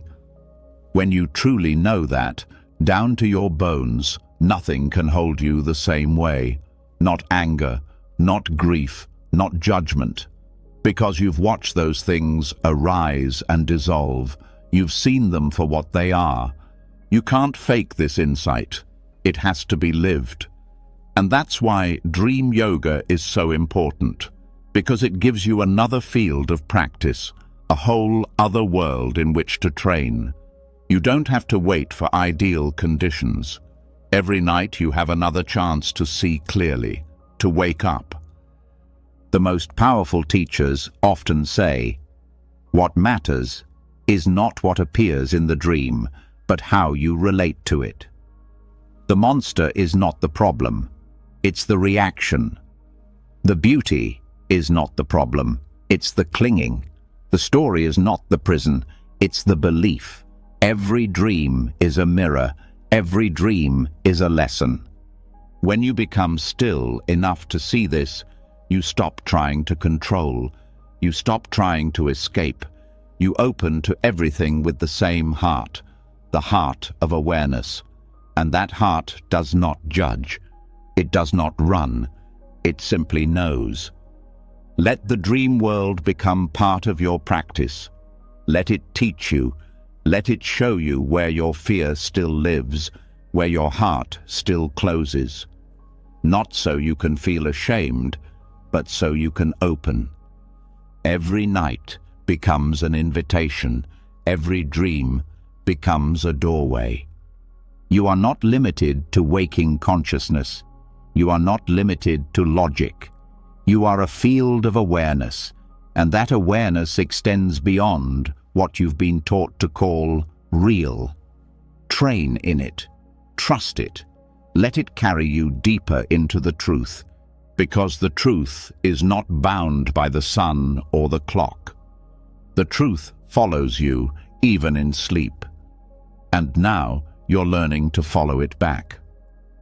When you begin to wake up inside your dreams, when you start to see how much of life is shaped by unconscious habit, something unexpected often rises to the surface. It's not just your own patterns, not just your own voice. It's something older. A heaviness that didn't start with you. A reaction that doesn't match your personal story. A sadness or fear that seems to belong to someone else. These hidden traces don't always come from your life. They're carried in your blood, your memory, your name. In Buddhism, this is not superstition, it's lineage karma. You inherit more than genes. You inherit habits of thought, emotional responses, patterns of fear, coping mechanisms, and internalized beliefs passed through generations. These are the unseen threads that influence your reactions before you even know why. Sometimes the tightness in your chest, the hesitation in your choices, the shame you can't trace to any clear memory, it all points to something older. These aren't just your burdens, they are echoes of what came before you. Buddhist teachings don't see this as a curse. It's an opportunity. The pain that reaches you through your lineage is not asking to be ignored, it's asking to be healed, and not just for you, but for all those who came before and all those who will come after. Rituals in Tibetan and Zen traditions offer a profound response to this inherited weight. They don't try to erase the past, they honor it. They give form to what's been forgotten. They create space where grief, gratitude, and release can coexist. These rituals don't live in theory, they live in breath, chant, incense, water, fire, earth. They bring the intangible into something you can touch, see, and feel. In Tibetan Buddhism, one of the most powerful practices for releasing karmic burdens is the sur offering. This ritual involves burning fragrant substances, typically combined with mantra recitation, and offering the subtle scent to beings in all realms, including ancestors, wandering spirits, and those who remain stuck in karmic confusion. The offering is not just physical, it is emotional, mental, energetic. You give from the heart. You acknowledge what was unresolved, unspoken, or unloved. You say to the past, I see you, I honor your pain, and I choose not to carry it further. The sur offering becomes a bridge between worlds, a moment where the present touches the past with awareness, where karma, instead of being passed on blindly, is met with compassion, and consciously transformed. You are not asking ancestors to change. You are offering them peace through your own awakening. In Zen traditions, the practice of ancestral veneration is often quiet and subtle. It's woven into daily rituals, seasonal ceremonies, and memorial chants. Chanting names, lighting incense, bowing before photographs. These small acts carry deep meaning. They remind you that you are not alone in your journey. You are part of a continuum, and in remembering those who came before, you begin to understand your own emotional inheritance with more clarity. Zen emphasizes the importance of remembering without attachment. You do not cling to the past. You bow to it. You express gratitude even for those who caused harm, not to excuse them, but to free yourself from hatred. In doing so, you begin to understand that every unresolved wound left by those before you now lives as a choice in your own behavior. What you do with that choice determines whether it becomes another repetition or a turning point. Buddhist funeral and memorial practices also help the living release the emotional weight of unresolved grief. These rituals are not just for the deceased, they are for those who remain. To bow, to chant, to make offerings is not only to send merit, it is to clear the channels within you, channels where resentment may still flow, where silence may still hurt. These rituals do not fix the past, they liberate the present. You don't need to be part of a monastery or temple to engage in these practices. A simple altar in your home, even just a candle lit with sincere intention, can become a sacred place of release. Speak the names of those who shaped you. Speak even if your relationship was painful. Speak even if you never knew them. There is no hierarchy in the emotional body, only what is acknowledged and what is ignored. Healing begins the moment you stop pretending you are separate from what you inherited. In Tibetan Vajrayana, specific practices such as Vajrasattva purification can be extended to ancestral karma. The 100-syllable mantra, recited with focus and a wish to cleanse the entire lineage, becomes a deeply healing act. You are not asking for personal gain. You are asking to be a vessel of release for every grandmother who swallowed her sorrow, for every father who never knew how to express love, for every child silenced by fear. You become the one who says, "The cycle ends here." This is not about blame. It's about understanding. Many emotional patterns were born from survival. People did what they could with what they had. But now you have more awareness. You have the tools. And so the responsibility and the gift falls to you. You get to hold what was dropped. You get to bless what was abandoned. You get to set down what was carried too long. Chanting, bowing, lighting incense, these are not empty rituals. They are acts of embodiment, of grounding intention in form. They shift energy in ways logic can't. They bypass the resistance of thought and go straight to the body, straight to the heart. The release is not always immediate, but it is real. Each time you show up, each time you practice, something loosens, something softens, something returns to stillness. Even the act of cooking a meal and offering the first portion to your ancestors is a form of healing.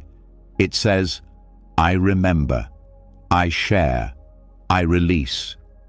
These rituals help you move grief that has no words. They make space for emotions that were never safe to feel. And when those emotions move, you don't just heal yourself, you shift the energy of the entire field around you. There's a Buddhist understanding that when you purify your mind, it radiates outward. It blesses not only your life, but the lives of countless beings. This includes your family, both living and gone.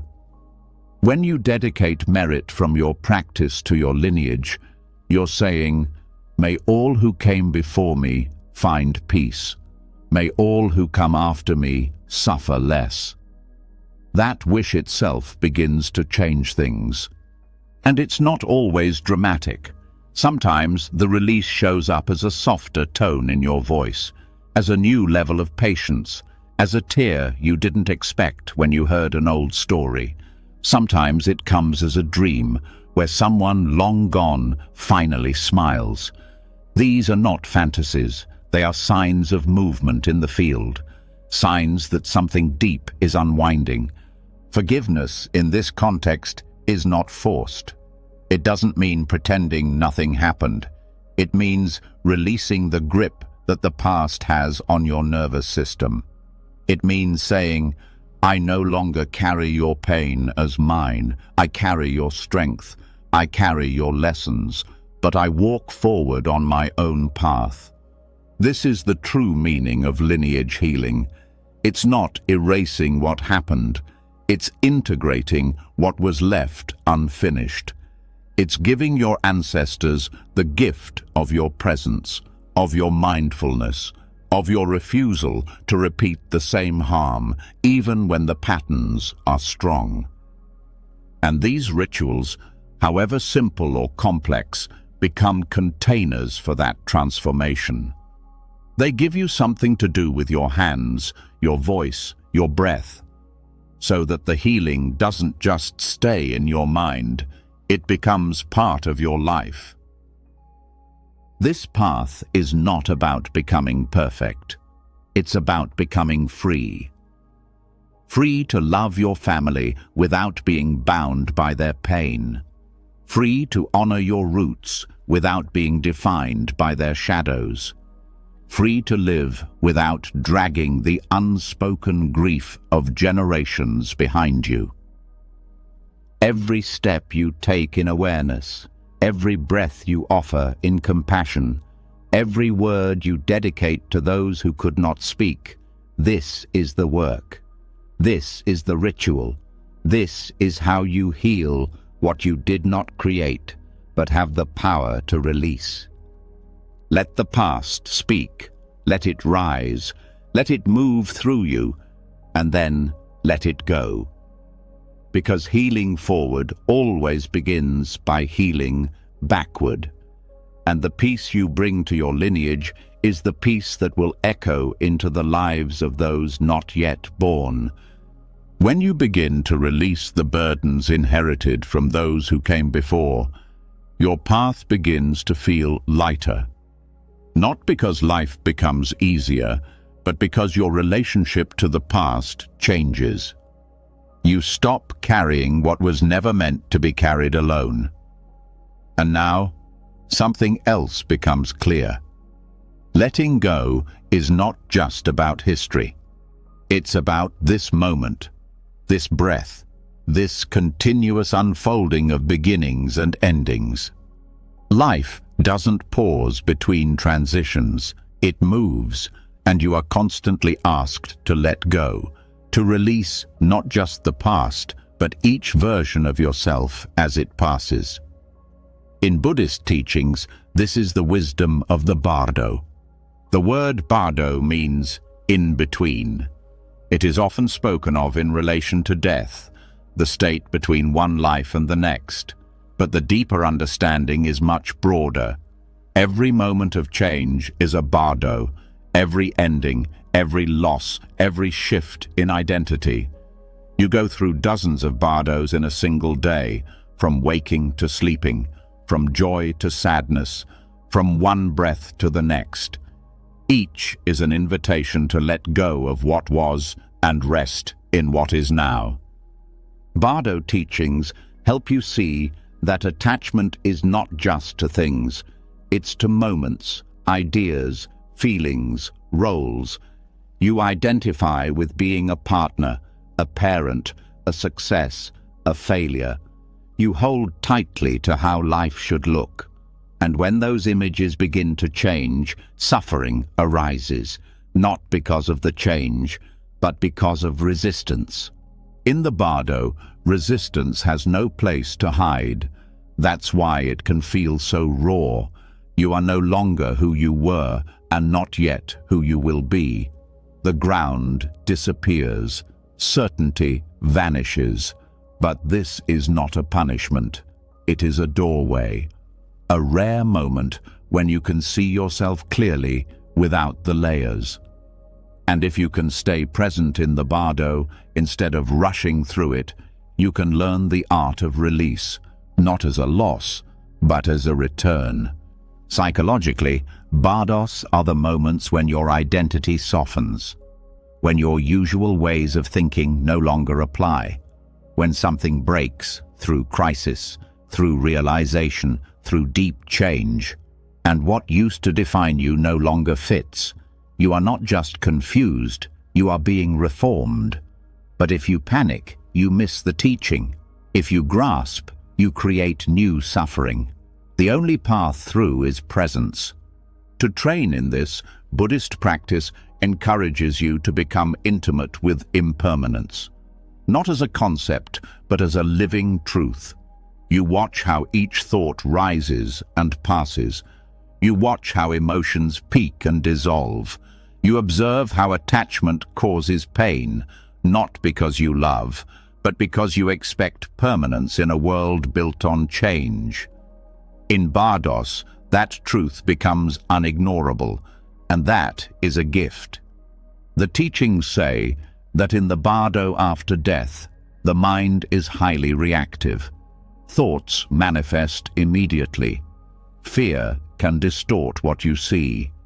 Clinging creates hallucinations. But the same is true in life.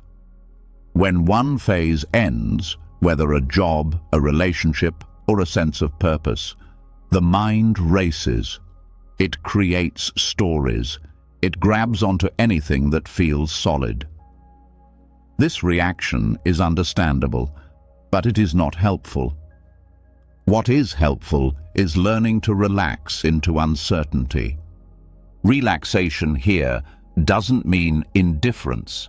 It means loosening the grip. It means allowing space between thought and reaction. When a life transition arises, expected or not, you bring the same awareness you would bring to a meditation cushion. You breathe, you feel, you name what's happening without clinging to it. You allow grief without being consumed. You allow hope without being controlled. The bardo is not a place of comfort, but it is a place of truth. And truth is the beginning of liberation. In this space, you see what you've been holding too tightly, the identity you've built, the dreams you've attached to, the fears you've avoided. All of them surface, and now you can meet them not with avoidance, but with compassion. This is where the power of bardo practice lies. It's not about waiting until death to understand these teachings. It's about recognizing that you are in transition constantly, that everything is shifting, that you are always standing in the doorway of what was and what is becoming. And instead of trying to rush through that door, you can pause, you can learn, you can surrender. There are specific practices that help prepare for these moments. One is phowa, the practice of conscious transference. It's traditionally used to guide consciousness at the time of death, but its essence can be used at any ending. It teaches you to let go with clarity, to shift your awareness upward, into openness, into spaciousness, instead of contracting into fear. You can use this when you feel grief, when you feel stuck, when a part of your life is falling away. It trains the mind to die well in every moment. Another practice is meditating on the dissolution of the elements. In Tibetan texts, this refers to how earth, water, fire, air, and space dissolve at the time of death. But psychologically, it reflects the unraveling of identity. When you lose your grounding, when your emotions flood, when your energy burns out, when your breath becomes shallow, when your awareness expands. Recognizing these stages helps you navigate intense transitions with more wisdom. In daily life, transitions come in many forms. The end of a habit, the loss of someone you loved, the aging of the body, the letting go of a dream. Each one offers the same opportunity to meet change with presence instead of fear. To see that letting go is not the same as being lost. It's a returning to clarity, to stillness, to the part of you that doesn't break when things fall apart. Bardo teachings show you that fear is most powerful when you refuse to look at it. But when you turn toward it, it softens. Because fear thrives on uncertainty, but presence dissolves uncertainty. You don't need to know what's next. You just need to stay here with what is, with what's leaving, with what's beginning, without needing to control it. Every bardo is a rehearsal for freedom, a chance to let go of what you thought you needed, a chance to release the false safety of fixed identity, a chance to rest in the groundless space where transformation happens. And every time you allow yourself to be present in that space, you become more fluid, more awake, more free. This freedom doesn't mean you feel nothing. It means you feel everything without drowning. It means you grieve and love and release with full attention. It means you stop clinging to the illusion that anything lasts. And because of that, you cherish it more. The people in your life, the moments of beauty, the breath. Nothing is taken for granted because nothing is promised. You also begin to see how many bardos you've already survived. You've been through so many endings, so many silent transitions. You've felt the world fall apart and reassemble. And here you are, still breathing, still learning. That recognition gives you confidence. You are not a fixed self trying to control reality. You are awareness moving through reality, with less fear, with more grace. Let this teaching settle in the center of your being. Every transition is sacred, not because it's easy, but because it strips away illusion. Every bardo reveals the truth that life is process, not possession. Flow, not form. Awakening is not a destination. It is your willingness to remain awake in the middle of change. This path is not about becoming someone else. It's about becoming no one, free of rigid roles, free of stories that bind you. And in that emptiness, love becomes purer, compassion becomes stronger, action becomes more skillful. You live without armor, but not without strength. Bardo practice is preparation for death, yes, but it's more than that. It's training for life in its rawest form. Life without guarantees, life without escape routes, life with eyes open, heart open, breath steady. You learn to stay, to breathe, to bow when something ends, to welcome what comes next, even when you don't know what it will be. And when death finally arrives, not as a theory, but as reality, you will not panic. You will not run. You will recognize this too as a transition, a bardo, another space to enter with awareness, another illusion to meet with clarity, another chance to let go, not as loss, but as liberation. You are already practicing this.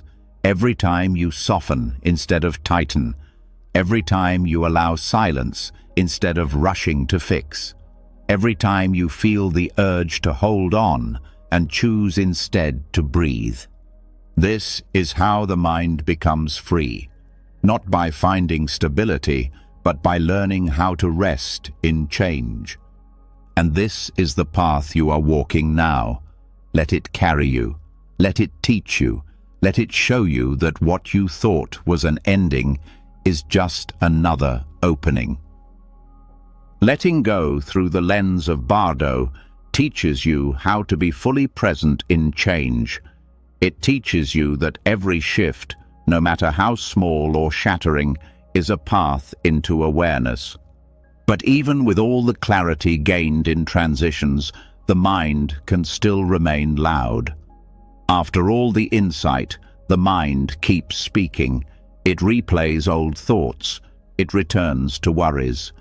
It fills space with stories, even when you already understand the lesson. That noise becomes the next challenge. It keeps you on the surface. It drains your energy. It makes you feel distant from yourself.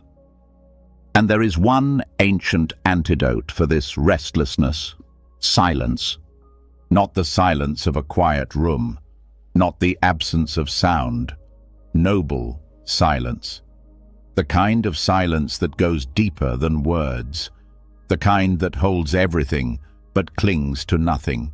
The kind that monks practice in forests, that meditators honor in retreats.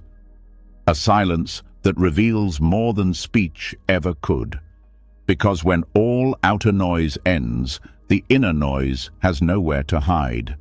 Mental turbulence is not only caused by what happens, it's intensified by what the mind says about what happens.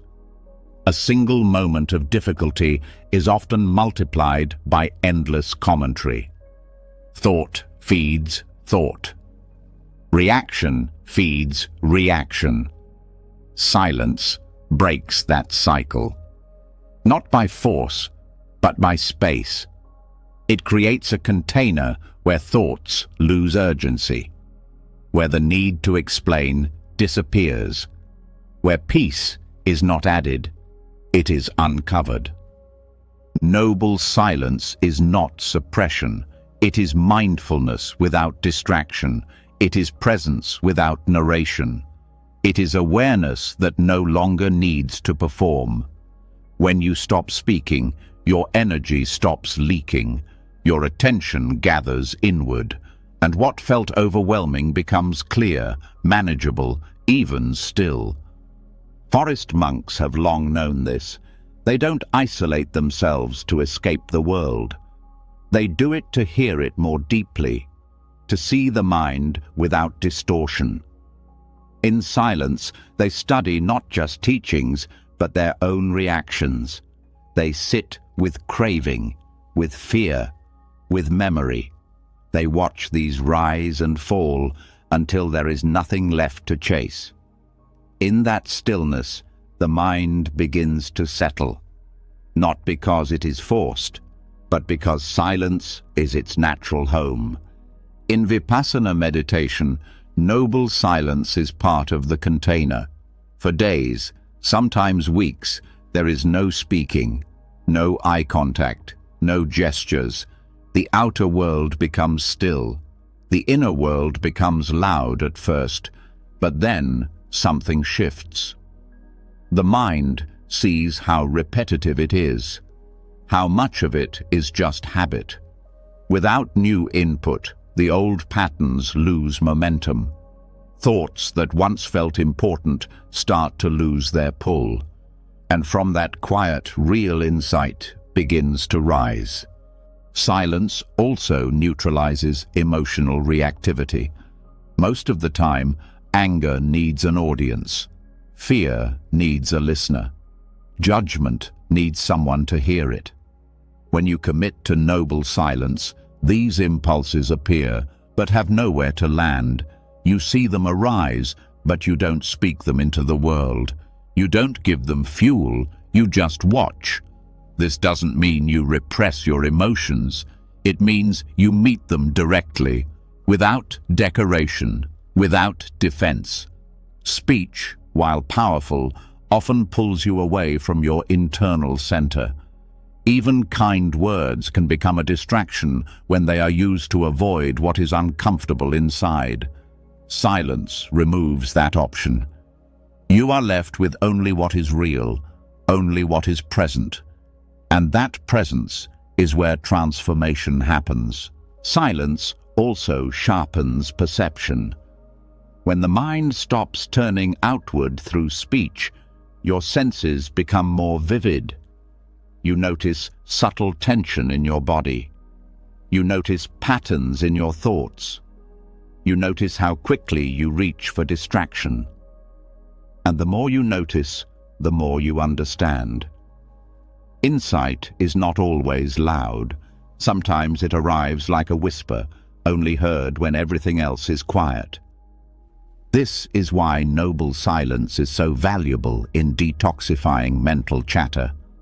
The more you stay in silence, the more you realize that not every thought deserves a response. Not every emotion needs to be explained. Not every question needs an answer. You begin to trust stillness, to live in it even when nothing is happening, especially when nothing is happening. In everyday life, silence is rare. Not just external, but internal. Most people move from one noise to another, from a conversation to a podcast, from music to scrolling. Silence feels awkward, unproductive. But in Buddhism, silence is not absence, it is space. And space is what allows wisdom to arise. You do not need to chase answers. You need to be quiet enough to hear them when they come. Even short periods of noble silence can change your nervous system. 10 minutes of true silence, no speaking, no reacting, no seeking, can begin to shift your baseline. You feel less hurried, less tense. Your breath deepens, your muscles soften, because you are no longer caught in the performance of the mind. And as the mind slows down, you start to hear what lives beneath it. Not more thought, but something different. A deeper kind of knowing, not logical, not verbal. A calm clarity that doesn't argue. This clarity is your natural state. It's not created by silence, it is revealed by it. This is the silence that masters speak from. It's why their words feel so precise, even when few are spoken, because their speech is not reaction, it is response. It comes from stillness, not from habit. You begin to learn this rhythm. You speak less, but what you say matters more. You interrupt less. You listen more fully. Your communication becomes medicine, not noise. Noble silence also reveals your cravings, the urge to speak, to explain, to entertain. These urges arise, and in silence you don't follow them. You watch, and you learn. You see how often speech is used to gain control, to seek approval, to fill space. But when you stop reaching outward, you begin to see that nothing is missing. Silence shows you that presence is enough. This is why silence is a purification. Not because it changes your environment, but because it purifies your view of yourself, of others, of reality. It strips away the unnecessary. It leaves only what's essential. And from that essence, real transformation begins. The practice of noble silence is not limited to retreats. You can bring it into daily life. A silent morning before the phone turns on. A walk without music. A meal without talking. A moment between tasks where you say nothing, do nothing, and simply feel. These small acts create space in the mind. They restore what has been scattered. And in that space, you begin to see patterns that once went unnoticed. You begin to understand your reactions, not by analyzing them, but by feeling their texture in the silence. You begin to notice when you speak from tension and when you speak from truth. This awareness creates choice, and that choice brings freedom. Silence also allows grief to surface. So much pain stays buried under noise. Words can keep it hidden, but when the mind becomes quiet, the body speaks, the tears come, the breath changes, the memory rises, and you don't run, you stay, you hold it in stillness, and the silence becomes a healing container. Joy, too, becomes clearer in silence, not the joy of excitement, but the joy of being, of sitting still and knowing you are enough, of feeling your breath move gently, of hearing the wind, the heartbeat, the silence itself. This is not dramatic joy, but it is steady, unshakable. It does not depend on conditions, it arises from within. And over time, the silence doesn't feel empty, it feels full, full of life, full of wisdom, full of presence. You no longer fear it, you crave it, because it brings you back to yourself. This is not about avoiding life. It's about learning how to return to the center of life, where words are no longer needed to prove anything, where silence becomes your teacher, your refuge, your power. Let noble silence be part of your practice. Let it cleanse the mind. Let it slow your reactions. Let it show you what has always been true, that peace is not something you create. It is something you uncover when the noise fades and the stillness remains. You are not the thoughts. You are the space between them, and silence is the doorway back. After sitting in silence, after watching your thoughts settle, something becomes undeniable. Beneath the quiet, there's a voice you still carry. It's not loud like the others. It's not chaotic like mental chatter. It's subtle, persistent, and often cruel.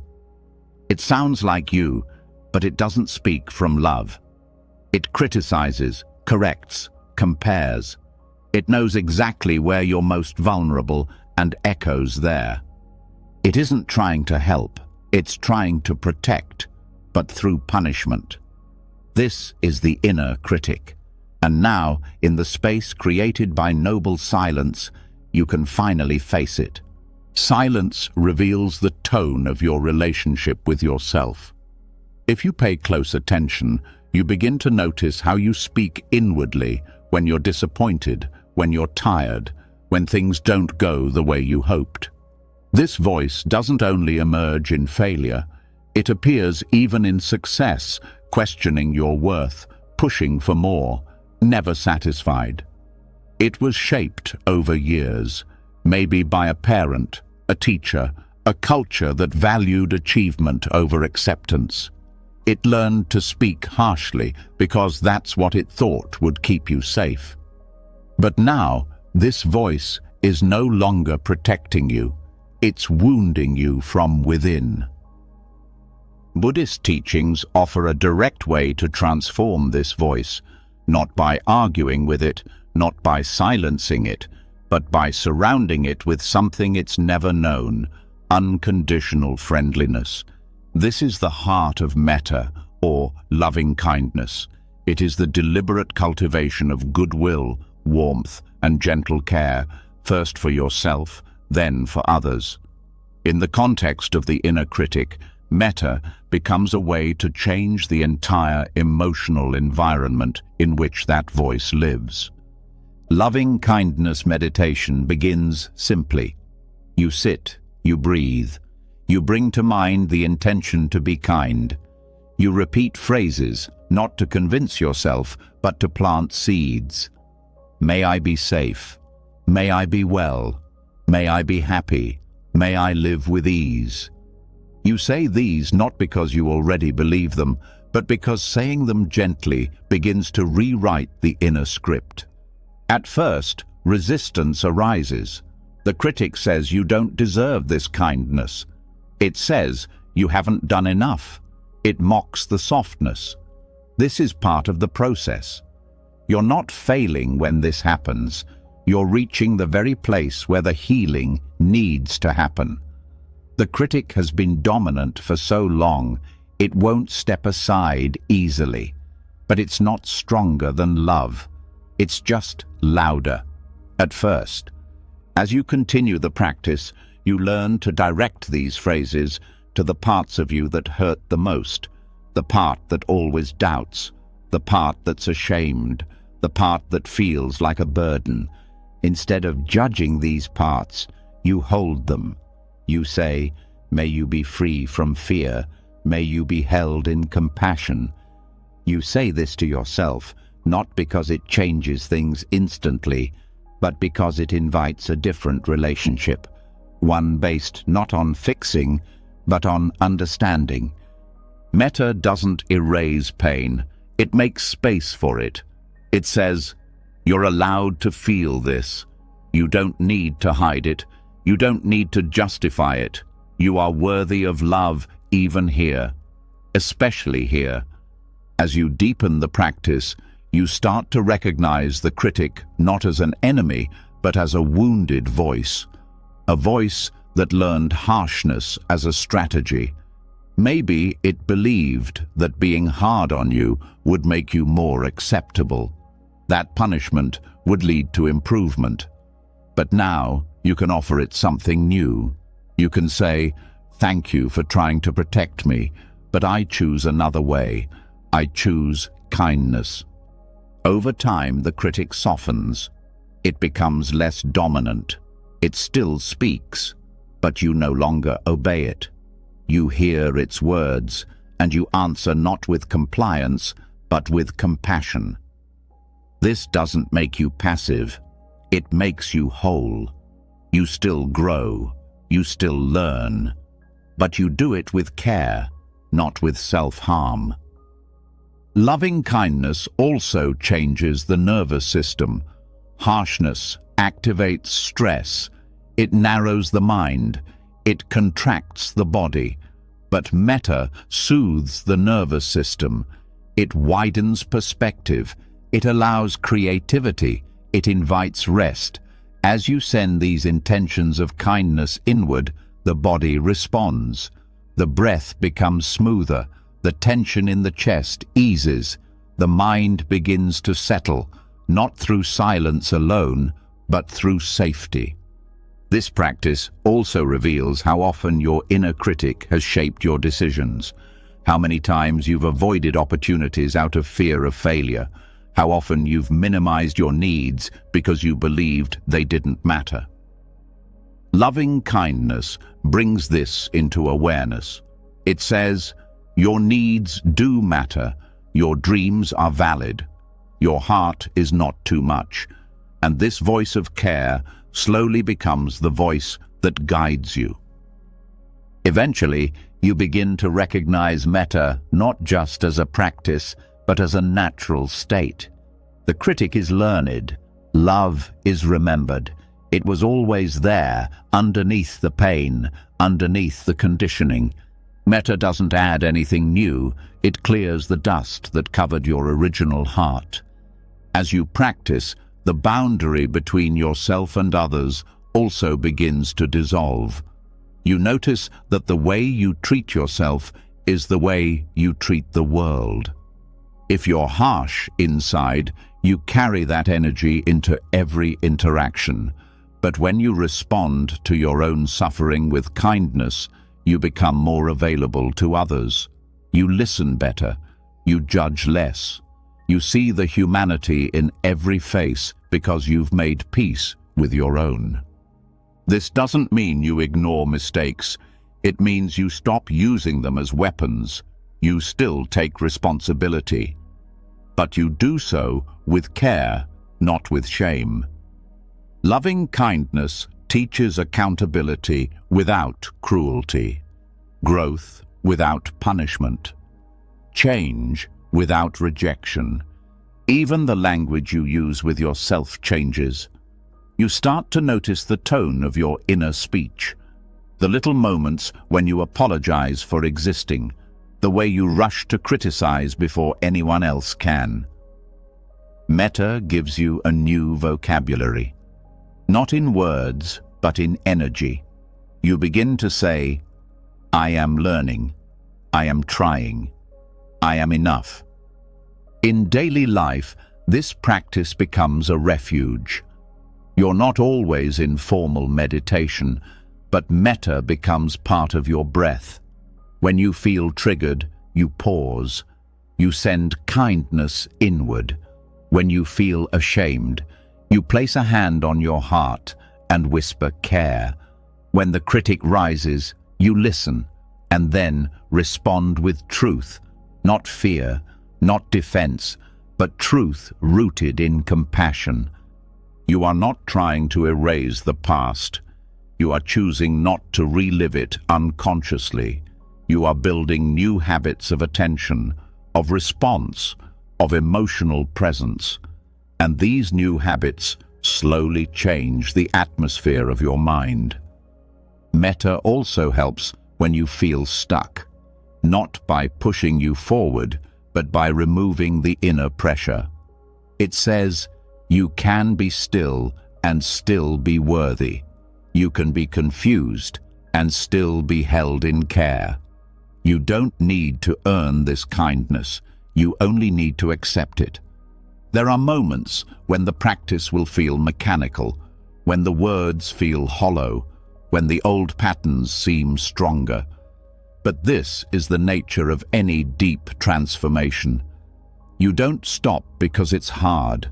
You stay. You keep offering. Because with every phrase, with every breath, you are building a new foundation, one rooted in care, not criticism, presence, not perfection. Over time, the space inside you grows. What once felt like a battlefield becomes more like a sanctuary. The wounds are still there, but they're not bleeding. The critic still speaks, but it's no longer the final voice. And in that space, your life begins to change. Not dramatically, not all at once, but quietly, deeply, from the inside out. You begin to trust yourself. Not because you always know what to do, but because you know how to return to love when you forget. This trust changes everything. You take more risks. You set healthier boundaries. You stop settling for environments that mirror your old self-judgment. You move in the world with a quieter heart, a softer gaze, a steadier breath. This is what metta toward the self makes possible. Not just relief, but return. A return to the part of you that was never broken. The part that doesn't need fixing, only remembering. And now that you've begun this return, the path ahead becomes clearer. Not easier, but clearer. Because you are no longer walking it alone.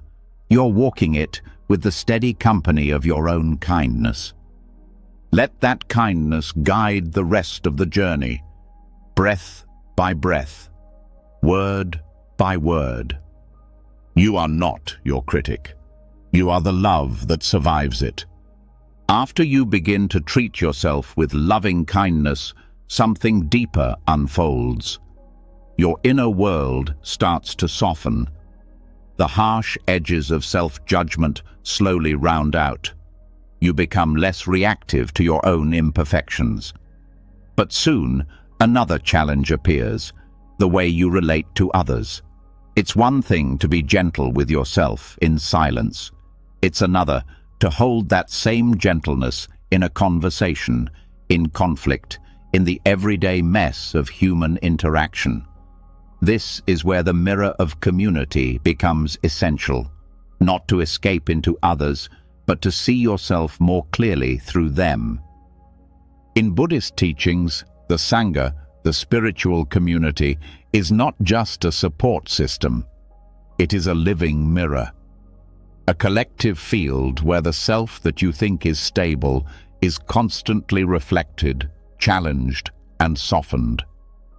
Without others, it's easy to believe you've transcended your reactivity. But when someone ignores you, interrupts you, or misunderstands you, your practice is tested. What rises in these moments is not new. It was already there. The Sangha helps you see it. This mirror doesn't work because people are perfect. It works because they aren't. It works because their habits activate your unconscious patterns. When you feel judged, it's a chance to see where you still judge yourself. When you feel excluded, it reveals where you exclude parts of yourself. Community shows you what's unresolved, not through teaching, but through interaction. This reflection is not always comfortable, but it is honest. The presence of others pulls the hidden material to the surface, not to shame you, but to reveal what's ready to be seen. When you react strongly to someone, pause and look inward. What expectation was challenged? What fear was touched? What part of your identity felt threatened? These questions don't push blame outward. They bring the power back to awareness. The Sangha becomes a training ground for this kind of seeing. It's not about always agreeing or always feeling safe. It's about learning to stay open, even when discomfort arises. In many Buddhist monasteries, practitioners live together in silence, not because it's easy, but because it brings out the subtle dynamics of ego. You notice who you avoid, who you feel drawn to, who triggers comparison. These observations are valuable. They are the raw material for awakening. In this way, spiritual community is not a retreat from life. It's a deeper encounter with it. You learn not just through teachings, but through how you listen, how you respond, how you share space. Sangha teaches humility because it reminds you that you are not the center. Your story is not the only story. Your pain is not the only pain. This shift in perspective helps dismantle the illusion of separateness.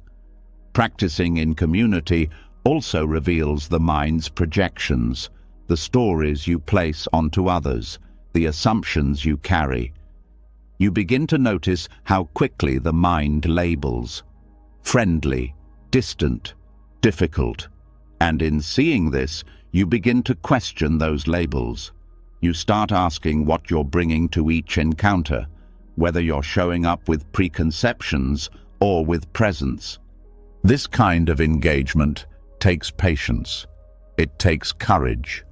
Because true community is not about comfort, it's about honesty.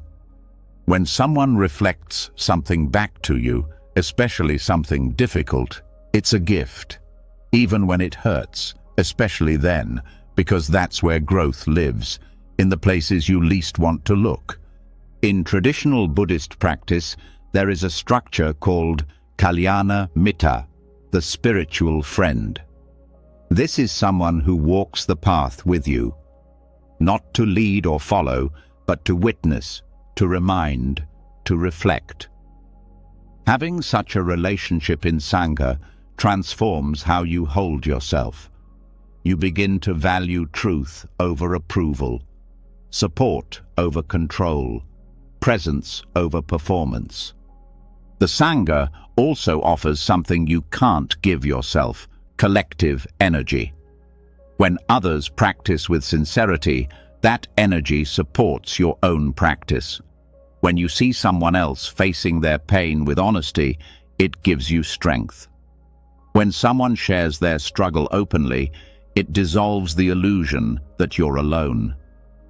This shared vulnerability becomes a foundation for trust. And when trust is built, deeper healing becomes possible. You begin to speak more honestly, to listen more deeply, to feel your place in something larger than yourself. In this space, transformation becomes less about effort and more about resonance. You shift because the field around you is shifting too. At the same time, Sangha shows you where you still hide. If you shrink in group spaces, notice what you're protecting. If you feel superior, notice what you're defending. If you feel invisible, ask what story you're still believing about your worth. Each of these insights arises not in isolation, but in relation. And that's the point. Awakening does not happen alone, it happens in connection. Being part of a spiritual community also means learning how to hold others in compassion, even when they're struggling, especially then. You learn to see past someone's behavior and into their suffering. You recognize that just like you, they are trying to find peace. Just like you, they get caught in fear. Just like you, they carry pain they don't know how to express. This understanding becomes the ground for compassion. You stop needing everyone to be easy. You stop expecting perfect harmony. You start valuing truth over smoothness. Because growth is not always graceful. It's often awkward. It's often messy. And the Sangha gives space for that mess to be witnessed without judgment. In this space, forgiveness becomes more natural, not as a spiritual ideal, but as a lived necessity. You forgive not because others deserve it, but because you see what clinging does to your own heart. You forgive because you've felt your own sharp edges, and you no longer want to add to the pain. Spiritual community also teaches boundaries, not as rejection, but as wisdom. You learn when to stay silent and when to speak, when to offer help and when to step back. You realize that compassion is not always saying yes. Sometimes it's allowing others to learn in their own time, their own way. This discernment grows through experience, through mistakes, through reflection. And as you engage with Sangha, your view of others starts to change. You stop seeing people as obstacles or allies. You start seeing them as teachers. Every interaction becomes a chance to notice something in yourself, to soften a reaction, to open a little more, to love with less condition. In many Zen traditions, practitioners bow to each other before and after every interaction. This is not a ritual of hierarchy. It's a practice of recognition. I see you. I see your struggle. I see your light. This bow is a moment of reverence, a pause, a return to presence. It reminds you that every being is walking their own difficult path and that you are not separate from them. This sense of non-separation is what the Sangha cultivates. You move from me and them to us, from isolation to shared humanity, from judgment to mutual respect. Not because everyone is easy to love, but because love becomes less about preference and more about practice. The Sangha teaches you that awakening is not just inward, it's relational. It's how you show up, how you respond, how you hold space. You don't need to fix everyone. You don't need to be liked by everyone. You only need to stay true, to stay kind, to stay present. And in that presence, the old ways of relating begin to fall away. You don't need to defend yourself with sarcasm. You don't need to withdraw to feel safe. You don't need to be perfect to be accepted. You simply need to be willing, to be real, to keep showing up. This is how the Sangha becomes not just a community, but a mirror. Not just a group, but a path. It reflects your inner world back to you, so you can see more clearly, love more fully, and let go more completely. You don't have to walk this path alone. You were never meant to. When you begin to open in community, when your walls soften and your defenses fall away, something new becomes visible. The more present you become with others, the more aware you grow of how your choices ripple through them. Every word, every action, every silence carries weight. You begin to feel the subtle effects of what you do, not just on others, but on your own mind. The discomfort of having acted from fear, the quiet unrest that follows dishonesty, the tension that stays in the body when you move against your values.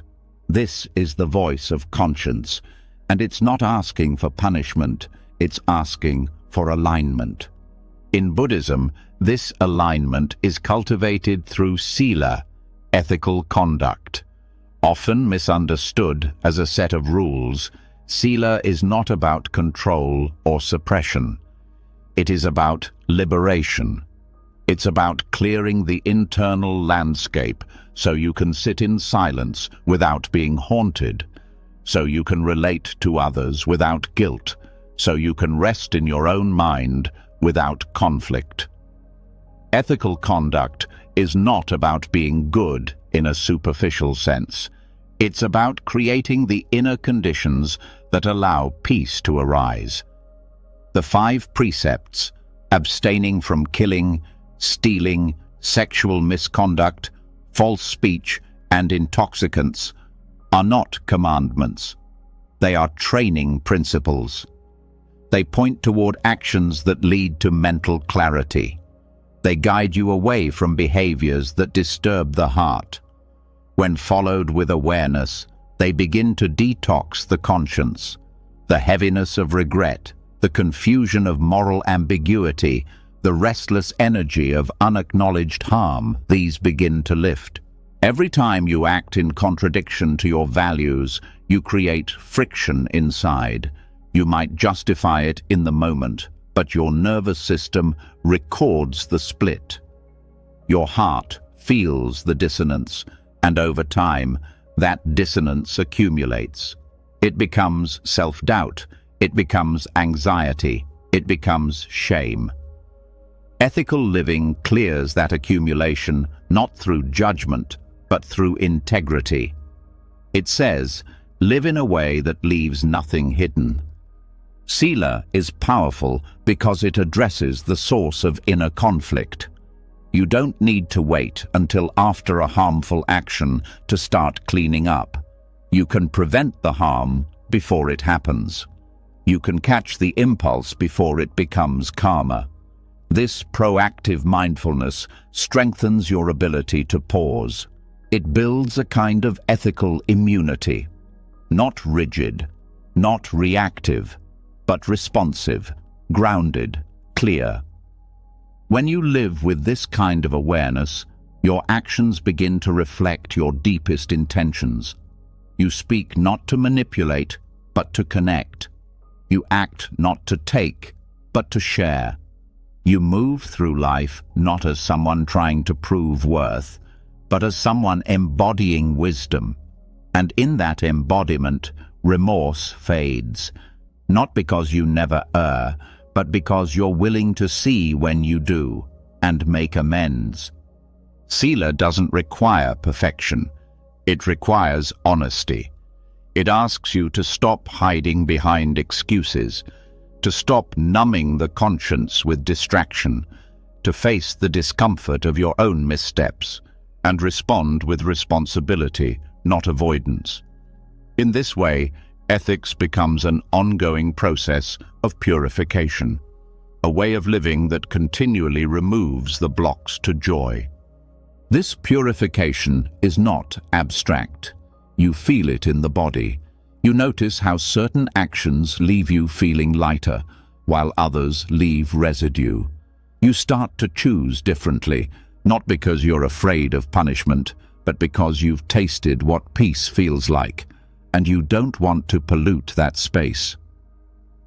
One of the most overlooked aspects of Sila is its psychological effect. Guilt and shame often masquerade as personal flaws, but many times they are simply the mind's natural response to acting out of alignment. Instead of pathologizing these emotions, Buddhist ethics teaches you to examine them. Did I harm?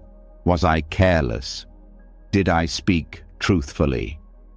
When the answer is yes, the response is not self-condemnation. It is a return, a gentle correction, a redirection toward integrity. Practicing sila over time also builds trust with yourself and with others. When you live ethically, people feel safer around you. They know you will not betray their vulnerability. They sense the stability in your presence. And perhaps most importantly, you begin to trust yourself. You no longer second-guess every choice. You no longer wonder if your actions reflect your values. They do. And that consistency becomes strength. This kind of trust cannot be faked. It is built moment by moment, decision by decision, and it is strengthened in difficulty, not ease. When you want to speak harshly, but choose patience. When you feel tempted to deceive, but tell the truth. When you could act out of selfishness, but choose generosity. These moments build inner dignity, not pride, but quiet self-respect. Ethics also provides a compass when clarity fades. In emotionally charged situations, the mind becomes reactive. The ego takes control, but a strong ethical foundation serves as a guide. It reminds you what matters. It gives you something to lean into when your emotions pull you off course. You don't have to figure everything out in the moment. You can return to your principles. In this way, sila becomes not a burden, but a refuge, a structure that holds you when everything else feels unstable. And in this structure, your conscience breathes. It no longer needs to shout to get your attention. It can rest, because it knows you are listening. This listening becomes part of meditation. When you sit, the body remembers. If your actions have been misaligned, the mind will show you. Thoughts may surface, regrets may appear, and you meet them not with defense, but with understanding. You allow the discomfort, you let it speak, and then you return to the present, not to escape, but to re-anchor. This process makes meditation deeper. When your ethical foundation is strong, the mind settles more easily. There is less tension, less resistance, less avoidance. You are not trying to cover something up. You are simply here, breathing, resting in the clean space your conduct has created. Sila also aligns you with the deeper currents of compassion. You begin to see how your choices affect the collective. Your actions ripple through others' lives. Your words plant seeds in their minds. And this responsibility becomes not heavy, but sacred. You carry it with care. You move through life not as a separate being, but as part of a larger web. This shifts your motivation. You stop asking, "What do I want?" You start asking, "What brings harmony?" Harmony here does not mean avoidance. It means right action. It means knowing when to speak truth, even when it's hard. It means knowing when to be quiet, not out of fear, but out of wisdom. It means seeing your own motives clearly and choosing not to act on the ones that come from ego. This clarity extends into every area of life. In relationships, ethics becomes a commitment to honesty and presence. In work, it becomes a guide for fairness and integrity. In conflict, It becomes a path back to peace. Ethics does not limit your freedom, it refines it. It helps you choose from your higher self, not your conditioned one. And over time, this way of living becomes natural. It no longer feels like effort. It feels like flow, because there is less friction, less regret, less inner contradiction. You stop wasting energy managing guilt. You stop needing to explain your actions. You simply live in truth. This truthfulness becomes a quiet power. It doesn't boast. It doesn't argue. It just is. And it radiates. People feel it in your presence. You feel it in your breath. The mind becomes less divided. The heart becomes more open. And the conscience becomes clear, not because you've silenced it, but because you've honored it. Let this become your path, not a rigid moral code, but a living practice. A practice that brings your actions, your speech, your thoughts into harmony with your deepest wisdom. A practice that frees you from the endless loop of self-judgment. A practice that returns you again and again to the peace that comes from living cleanly, kindly, clearly. This is the strength of Sila, not in its rules, but in its freedom, not in its restriction, but in its release. Let that freedom guide your next step. Let it shape your presence. Let it clear the way forward, not with force, but with the stillness that comes when the heart is finally at ease.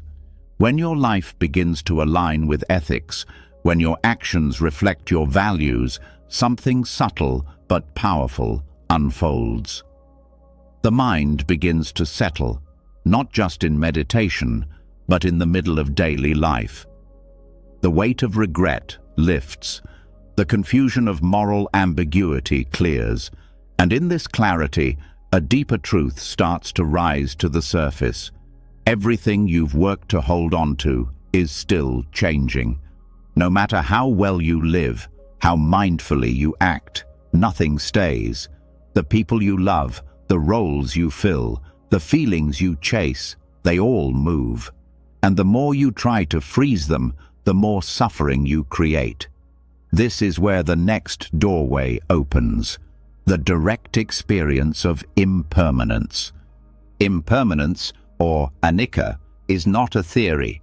It's not something to debate or define. It is the most intimate truth of your life.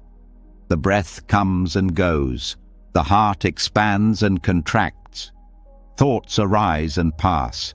Emotions swell and fade. The body ages. Seasons shift. Relationships evolve. Every moment is a reminder that what begins will end, what forms will dissolve, what is gained will be lost. But this isn't a sentence, it's an opening. Clinging is what creates pain, not because things change, but because you expected them not to. You held on to the good moments, you resisted the bad ones, you tried to control what was never meant to be fixed. This resistance creates tension, a tightness in the chest, a pressure in the mind, and the only true relief comes when you release the grip, not through force, but through understanding. Understanding impermanence doesn't make you passive. It makes you wise. It teaches you to love without attachment, to feel deeply without drowning, to show up fully without trying to possess the moment. Because you know the truth. Everything is already moving. Every moment is already dissolving. This doesn't mean you stop caring. It means you care without clinging. You appreciate what's here, not because it will last, but because it won't. This shift changes your relationship with joy. It becomes more vivid, more immediate. You don't take it for granted. You don't postpone gratitude. You open to the fullness of the moment, knowing it's already passing. And when loss comes, and it will, you're not destroyed. You're not untouched, but you're not shattered. You know that pain is part of change, that grief is part of love. You stop seeing endings as failures. You start seeing them as the natural arc of experience. This softens your fear, it quiets your anxiety, it makes space for peace, not because life is easy, but because you're no longer fighting it. Practicing with impermanence begins with attention. You watch the breath, you feel it rise, stay for a moment, and fall away. You don't try to hold it, you don't resist it, you let it move. This simple act becomes a training in letting go. Every breath is a teacher, every exhale is a release. You apply this to thoughts. When a difficult thought arises, you don't cling to it. You don't try to stop it. You just watch. It grows. It peaks. It dissolves. You see how even the most painful thought is temporary. You see how even the most powerful craving fades. This observation builds trust, not in the content of the mind, but in the process, in the truth that everything moves. You extend this to emotions. You feel sadness, and instead of pushing it away, you allow it. You feel joy, and instead of trying to hold it, you experience it fully. You let each emotion come and go like weather. You stop confusing your mood with your identity. You stop reacting to every wave. You start resting in the space that holds the waves. This resting changes your experience of time. You stop rushing. You stop clinging to the future. You stop replaying the past. You meet what's here. You let it pass. You meet the next moment. You let that one go too. This isn't detachment in a cold sense. It's freedom in the warmest sense, because you're no longer resisting the way life naturally moves. Understanding impermanence also helps you face aging. You see the body changing, the skin loosening, the strength shifting, and instead of denying it, you bow to it. You honor the impermanence of your form as part of its beauty. You stop chasing youth. You stop resisting time. You begin to live in rhythm with reality. You also begin to meet death differently. Not just the death of people you love, but the little deaths of identity, of routine, of certainty. These endings no longer scare you. They teach you. They show you what matters. They strip away what's false. They bring you into what's real. In Buddhist practice, meditating on death is not morbid. It is liberating. It reminds you that you don't have time to waste, that nothing is promised, that each word you speak, each action you take matters, because it may be your last. This doesn't make you anxious. It makes you awake. When you integrate impermanence, your relationships change. You no longer cling to roles. You no longer expect people to stay the same. You allow others to change, to grow, to move on. You hold them with love, not possession. And because of that, your love becomes more honest, less needy, more generous. You start to release the idea that things must work out a certain way, that life must follow your plan. You stop measuring success by what lasts. You start measuring it by how present you are while it happens. This changes your goals. It changes your definition of progress. It brings peace, even in uncertainty. You no longer see impermanence as something to be solved. You see it as the very nature of reality, and that insight dissolves fear at the root.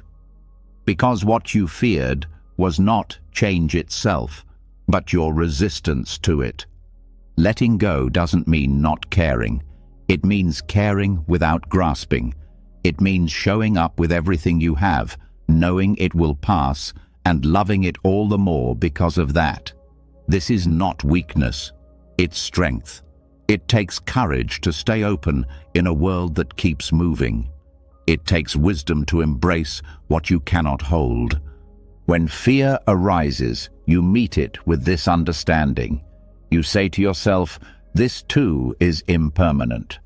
When joy visits, you welcome it with open hands. When grief returns, you make room for it without collapsing.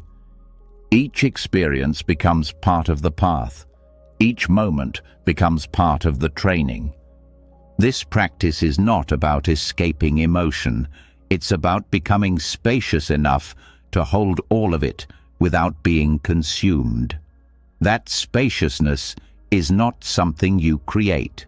It's something you uncover by letting go. Impermanence does not make life meaningless. It makes it meaningful. It reminds you that this conversation, this smile, this breath matters, because it will never come again. It invites you to stop sleepwalking, to stop waiting for later, to live here, now. And when you live like this, peace is no longer a goal. It becomes a quality of presence, a result of alignment, a natural outcome of moving with life instead of against it. You don't need to force yourself to be okay with change. You just need to see it clearly, to feel it directly, to let it teach you what permanence never could. That freedom isn't in holding on, it's in knowing you don't need to. And from this knowing, something new arises, not detachment, but connection, not indifference, but depth. You begin to love more fully, not because it will last, but because it won't. Let this understanding guide you. Let it soften the fear. Let it loosen the grip. Everything you need to let go of is already moving. Everything you think will last is already passing, and that's not a loss. That's your freedom. After surrendering to impermanence, something inside softens even further. You stop trying to trap life in containers. You stop expecting permanence where there is none. You've started to understand that clinging is not safety, and letting go is not loss. It's the natural flow of everything. But now, another question arises in the quiet that follows release. What do you live for if everything is always moving? What gives shape to your path when you no longer chase security or grasp at identity? In Buddhism, the answer is not about self-fulfillment. It's about turning outward. It's about becoming a source of liberation for others. This is the Bodhisattva ideal. The Bodhisattva does not seek awakening just for themselves. They vow to awaken for the sake of all beings. Not because they feel superior, not because they want recognition, but because they see clearly that there is no real separation. Your healing is not complete until you include others in it. Your wisdom is not fully mature until it becomes service. Paradoxically, this outward turn lightens your inner pain. When you stop making your own suffering the center of everything, it begins to loosen. Not because it disappears, but because you've changed its role. It becomes fuel instead of weight. It becomes the very reason you can relate to others with tenderness. The very reason you understand what it means to hurt and to keep walking anyway. The Bodhisattva path does not ask you to be perfect. It asks you to be willing. Willing to keep your heart open even when it aches. Willing to keep showing up even when it feels like nothing is changing. Willing to make your path not just about survival, but about service. This intention doesn't remove your wounds. It transforms them into wisdom. You may still carry the scars of past trauma. You may still hear the echoes of old doubt. But now, these are not signs of failure. They are reminders of your capacity to hold others in their own struggle. When you walk the Bodhisattva path, your pain is not a barrier. It becomes a bridge. Every time you choose to meet someone with compassion instead of judgment, you are embodying this path.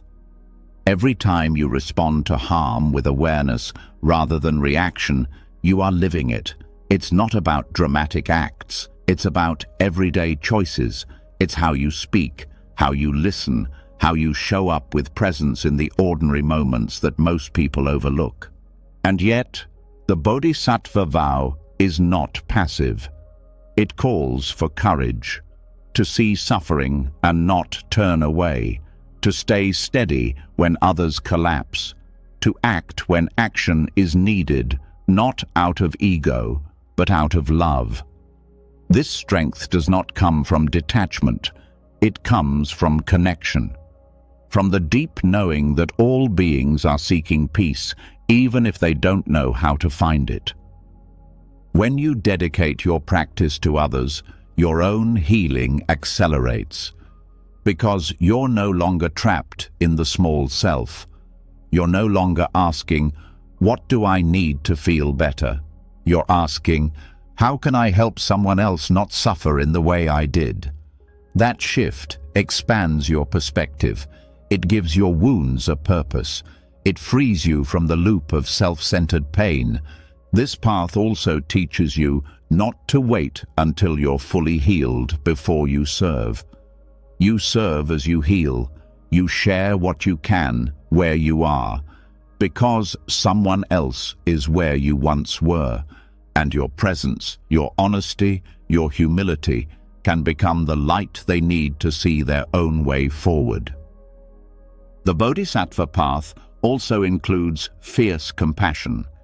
This is not about being soft all the time. It's about doing what's needed, even when it's uncomfortable, setting boundaries, speaking truth, protecting others. You are not here to be agreeable. You are here to be awake. And sometimes that means disappointing others to stay aligned with what is right. As your vow deepens, you start to feel a sense of inner resilience. Not because life gets easier, but because you know what you're anchored in. You're not chasing temporary highs. You're rooted in purpose. Your actions become more intentional, your choices more mindful, your presence more impactful. This is not idealism.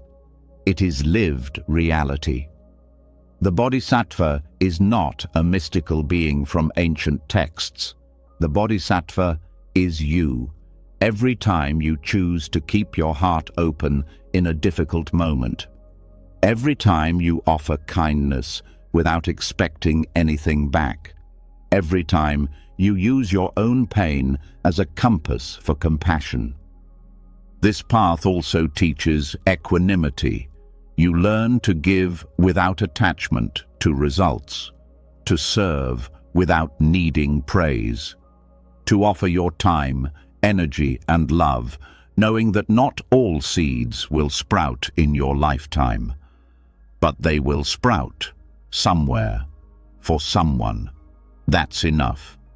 You begin to notice the subtle ways your own suffering softens when you're not focused solely on it.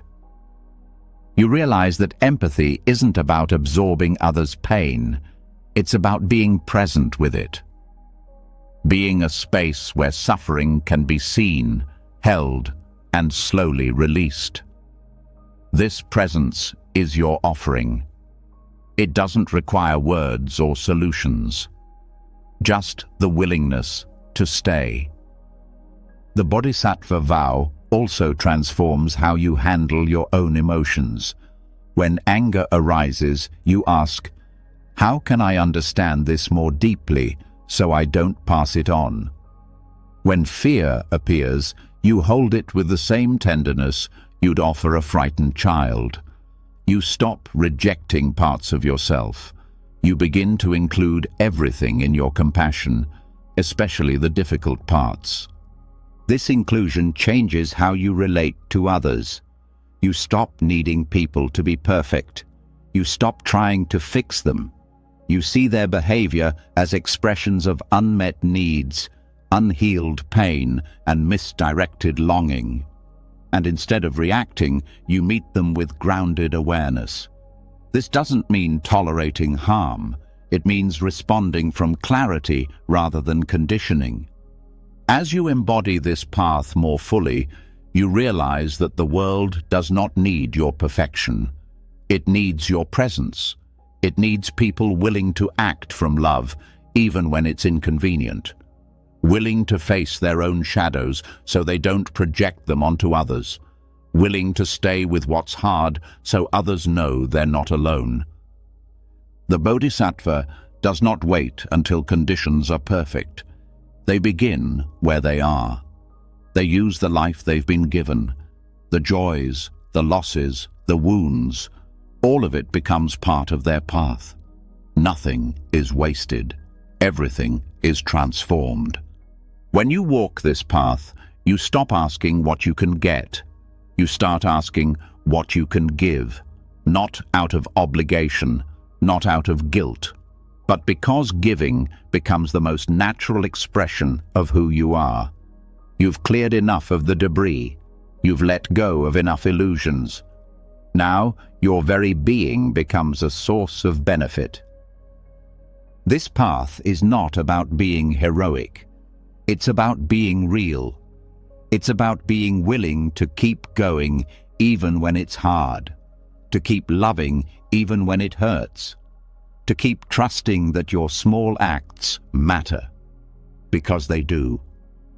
Let this ideal live in your heart, not as pressure, but as guidance, not as a standard you must meet, but as a light you can follow. Let it remind you why you practice, why you heal, why you keep showing up, not just for yourself, but for all beings. Because when you walk for them, you are never alone, and neither are they. When your life becomes an offering, when your wounds begin to serve something greater than your own healing, the way you move through the world transforms. Every choice carries more weight, not as a burden, but as a responsibility guided by clarity. You begin to realize that your liberation is no longer separate from how you affect others. And in that realization, something subtle begins to shift.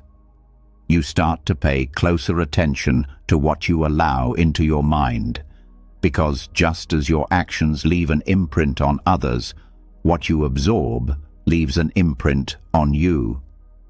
Everything you take in, through your eyes, your ears, your attention, shapes the state of your mind. Not just the obvious things like entertainment or conversations, but even the tone, energy, and subtle messages of the environments you engage with. In Buddhism, this is understood through the lens of mental karma. Karma doesn't only come from what you do, it also comes from what you internalize. What you repeatedly absorb becomes what you unconsciously become. This is why mindful consumption matters. It's not about cutting yourself off from the world. It's about being conscious of what you let enter the gates of your perception. Every piece of media, every article you read, every video you watch carries an energetic tone. If you consume content that's rooted in fear, division, aggression, or cynicism, that tone begins to color your thoughts. Even if you don't agree with it, the repetition affects your baseline. It adds to the noise inside. The mind is porous. It doesn't always filter what is harmful from what is helpful. It absorbs what is repeated. It gets conditioned by what you pay attention to. This is why it's important not to treat what you consume casually. Just as you would protect your body from spoiled food, you must protect your mind from mental toxins. Mindful consumption begins with awareness, noticing how certain forms of content leave you feeling heavier, how certain conversations leave your body tense, how certain environments pull you into agitation or distraction.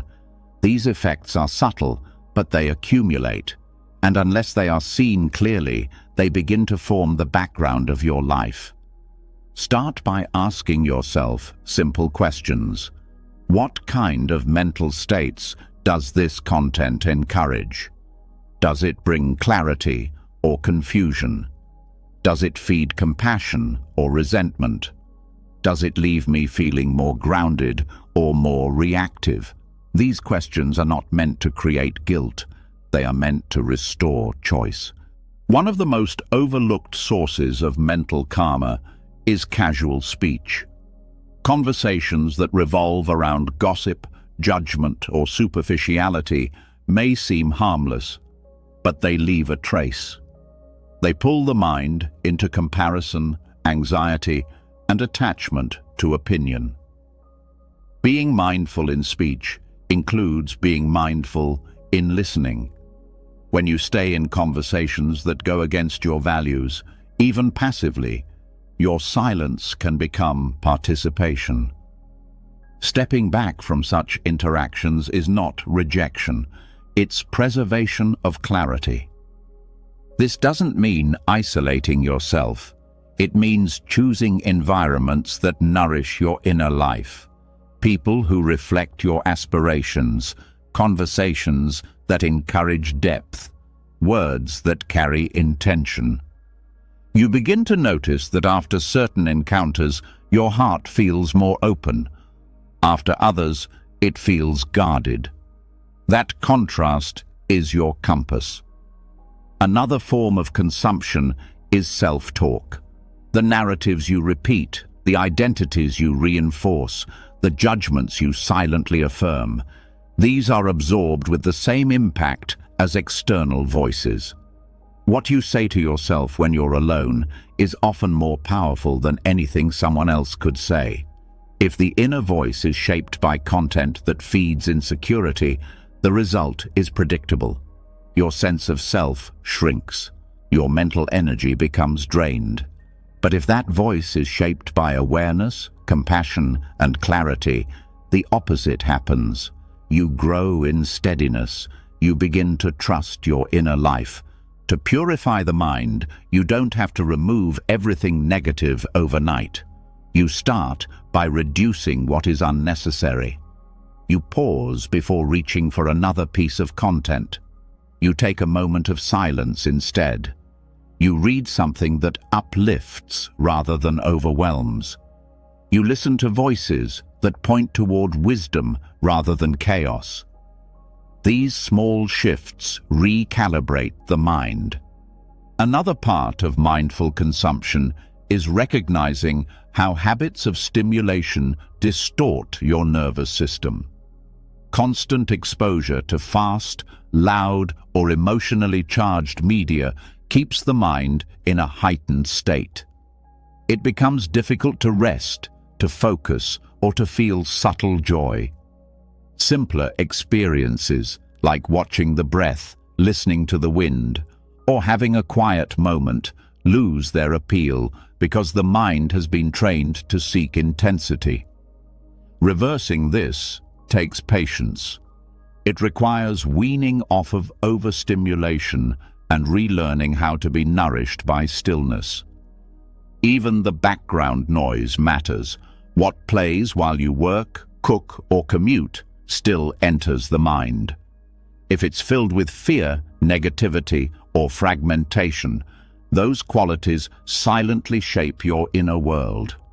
Replacing this background with silence, nature sounds, or teachings that bring wisdom makes a difference. The mind does not need constant input. It needs meaningful input, or sometimes none at all. Mindful consumption also applies to physical space. The visual environment, the energy of the room, the colors, the clutter, all affect the mind. A messy, chaotic environment sends messages of disorder. A simple, intentional space supports calm and attention. This is not about aesthetics alone. It's about what your surroundings are whispering to your subconscious day after day. In Buddhist monastic settings, great care is taken in creating a space that supports inner stillness. Not for beauty, but for practice. Every object has its place. Every activity is done with awareness. This principle can be brought into your own life. You don't need to live in a monastery to create a peaceful environment. You simply need to become more intentional with what surrounds you. Technology, though powerful, requires particular mindfulness. Endless scrolling, constant alerts, and fragmented attention retrain the brain to be reactive rather than reflective. Mindful use of technology means setting limits, creating digital boundaries, choosing when to engage and when to step back. Not every message needs an instant response. Not every thought deserves to be broadcast. Discipline in digital life restores mental clarity. Another aspect, often ignored, is energetic consumption. This refers to the subtle impact of the moods, emotions, and energies around you. Being in spaces filled with anger or fear affects your system, even if no words are exchanged. This is not about blaming others. It's about becoming sensitive enough to know when your own inner state is being altered and taking steps to return to center. Practices like grounding, breathing, and stepping into nature help reset this balance. Purifying what you take in doesn't mean rejecting the world. It means choosing what allows you to stay awake in the world. It means recognizing that your attention is precious, that what you consume is not passive, it is practice. Every moment you spend engaging with something either deepens your suffering or supports your freedom. Mindful consumption also cultivates joy. When your mind is not overfed with confusion and clutter, it becomes more receptive to beauty. Small things bring delight. A moment of kindness, a single flower, a quiet sunset. These experiences do not need to compete with chaos for your attention. They become sufficient on their own. As your consumption becomes more mindful, your output changes too. What you say, how you act, how you respond to others, all of it begins to reflect a more settled mind. You speak with more care, you listen with more presence, you stop reacting to everything as if it's urgent. You begin to live in rhythm with what actually matters. This is not about avoiding difficulty. It's about reducing what is unnecessary, so you have the energy to meet difficulty with strength. You stop feeding the mind things that weaken it. You start choosing what aligns with your practice. This is a form of compassion toward yourself and toward others. In Buddhist teachings, right consumption is an extension of right intention. You don't take in what numbs. You take in what supports awakening. You let go of the habit of distraction. You move toward presence, not with harshness, but with care, because what you take in becomes what you live from, and what you live from becomes what you offer to the world. Let your intake be a reflection of your highest values. Let it clear the space within you for peace to arise. Let it support your path, not just by avoiding harm, but by inviting clarity, stillness, and joy. What enters the mind shapes the mind. Let what enters be chosen with awareness. Let your inner space be treated as sacred. Because everything you consume becomes part of who you are becoming. When you begin to purify what enters your mind, when you take responsibility for what you absorb and allow your attention to rest in nourishing places, something deep inside stabilizes. The mind becomes quieter, less reactive. The emotions lose some of their sharp edges. You begin to realize that many of your struggles came not from what happened, but from what you unconsciously fed yourself again and again. With clearer input, the inner environment becomes more honest. And in that honesty, one truth stands above all others. This life is not permanent. Every breath you take is one closer to your last. Every moment that passes is one you will never live again. And when this is not just a poetic idea, but a living awareness, it changes everything. This is the practice of Maranasati, the contemplation of death. It is not meant to frighten you or to push you into despair. It is meant to clarify. It is meant to dissolve illusion and return the mind to what truly matters. Most suffering comes from the belief that there is always more time, more chances, more tomorrow. That belief makes you postpone joy. It makes you carry resentment for years. It keeps you stuck in small dramas as if they are permanent stories. But when death becomes real in your awareness, those dramas begin to fall away. The urgency to defend your ego, to prove your point, to win every argument fades. Because death is not impressed with your victories. It's not waiting for your perfect plans. It will come whether you are ready or not. To meditate on death is not to be morbid. It is to be fully alive. Because only those who understand impermanence can appreciate presence. When you truly grasp that your time is limited, your priorities change. The things that drain your spirit no longer hold power. The people you love become more precious. The moment you're in becomes more than enough. Maranasati invites you to reflect on the simple fact that your body will stop breathing. Your name will be forgotten. Your possessions will pass to others. Your successes and failures will dissolve. And when everything you've used to define yourself is stripped away, what remains? That question is not abstract. It is the most important question of your life. Contemplating death does not cause fear. It reveals the fear that was already there. The fear of being out of control, the fear of losing what you love, the fear of meaninglessness. But instead of avoiding these fears, the practice turns toward them. It sits with them. It breathes with them. And slowly, something shifts. You begin to see that fear does not have the final word.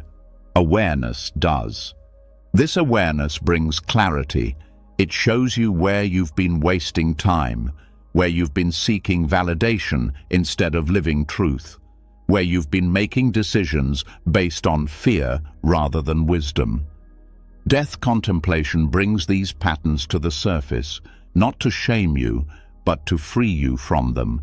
You begin to ask different questions. If I had one day left, who would I forgive? What would I stop holding back? What would I stop pretending to be? These are not hypothetical questions. They are doorways. Every honest answer brings you closer to freedom. When you remember death, small problems become small again. The ego's negativity loses its grip. That voice in your head that criticizes, compares, complains, it quiets when you realize none of its stories will survive your last breath. Suddenly, there is space. Space for forgiveness, space for gratitude, space for choosing love over pride. Meditating on death also deepens your compassion. You start to see that everyone you meet is on the same journey. Everyone will lose everything. Everyone will grieve. Everyone will say goodbye. This shared reality softens your judgments. It opens your heart. You become slower to react, quicker to listen. You stop expecting perfection. You start offering kindness because you know it may be your last chance. In Buddhist tradition, monks are often encouraged to meditate in cemeteries or reflect on corpses, not to glorify decay, but to dissolve illusion, to see directly that this body is not who you are, that no appearance is permanent, that what you are clinging to will change, no matter how tightly you hold it. This is not cruelty, it is compassion, because only when you stop clinging to the impermanent can you begin to rest in what is unchanging. Maranasati is also a powerful tool for cutting through procrastination. The mind loves to delay, to plan endlessly, to wait for the perfect conditions. But death does not wait. And when this truth is alive in your practice, you begin to act with integrity now. You stop postponing love. You stop avoiding hard conversations. You stop numbing yourself with distractions. You live like someone who knows that time is precious. This awareness doesn't lead to urgency in a frantic sense. It leads to depth. You don't rush, you prioritize. You don't panic, you become present. You no longer chase endless desires because you see where they lead. You simplify, you focus. You start offering your attention to what truly nourishes the heart. In daily life, you can bring Maranasati into simple routines. Before sleep, reflect on the truth that this day will never come again. With each breath, remember that one day your breath will stop. When you feel anger rise, pause and ask, if I knew I would die tomorrow, would this still matter? These small practices bring you closer to the root of wisdom, and that wisdom does not lead to sadness. It leads to appreciation. You stop needing things to be perfect. You start feeling grateful that they are here at all. Every cup of tea, every shared moment, every quiet breath becomes sacred, not because they last, but because they don't. Death contemplation also brings perspective when life becomes overwhelming. When challenges seem too big, when loss feels unbearable, when fear threatens to consume you, remembering death helps you return to what matters. It reminds you that life is a brief spark, that joy and sorrow are both part of it, that you are not here to be invincible, you are here to be awake. This kind of awakening is not loud, it is not dramatic, it is steady, humble. It changes how you show up in ordinary moments. You start saying, I love you, more often. You listen more fully. You stop trying to win arguments and start trying to understand. You stop rushing through your life and start arriving in it. Maranasati also changes how you relate to legacy. You begin to ask, what am I leaving behind, not in terms of achievement, but in terms of presence? What energy did I bring into the world? What did I help others feel? How did I live when no one was watching? These questions shape how you live today. There is no fear that can survive direct contact with death, because when death is no longer a stranger, life becomes more vivid, more honest, more full. You are no longer living under the illusion that you have forever. And that is where freedom begins. You are not meant to be fearless. You are meant to be clear. And clarity comes from remembering what is real. Death is real. Loss is real. And because of that, love must be real too. Presence must be real. Every conscious moment becomes a miracle, not because it's easy, but because it's true. Let Maranasati be a reminder. Let it sharpen your attention. Let it dissolve what doesn't matter. Let it reveal the stillness beneath the noise. You don't have to wait for tragedy to remember what is sacred. You can remember now. Live as if your time matters. Speak as if your words matter. Love as if it all ends, because it does. And in that ending, something eternal awakens. Not the ego, not the name, but the part of you that knows how to be here fully, without regret. That knowing is your practice, and it starts by remembering what most try to forget. When the truth of death becomes part of your awareness, life becomes clearer, not lighter in burden, but lighter in confusion. You begin to see what actually matters, not in theory, but in the lived texture of your days. You no longer move from distraction to distraction. You begin to speak with intention, act with honesty, and feel with fewer defenses. But even with this clarity, you may notice something still lingering beneath the surface, an energetic heaviness. It's not just mental thought or emotional tension. It's a vibration that feels lodged in the body, beyond explanation, beyond analysis. This is where words fall short and sound becomes the medicine. Chanting and mantra are among the most ancient and direct tools in Buddhist practice for breaking through subtle layers of resistance. They do not rely on logic or explanation. They work through vibration, rhythm, and repetition. They enter places the thinking mind cannot reach and loosen the knots that have held for years. While mindfulness and insight allow you to observe and understand, sound allows you to cleanse and release. In Buddhist traditions, both Theravada and Mahayana, as well as Vajrayana, mantras and chants are seen as vehicles for transforming consciousness at its root level. When recited with sincerity, they begin to shift the energetic field within and around you. The vibrations resonate in your cells, your breath, your nervous system. Even when you don't understand the literal meaning, your whole being responds to the frequency. It's not about belief, it's about resonance. Sound is one of the earliest forms of healing. Before there was language, there was vibration. Before there was form, there was tone, and the body remembers.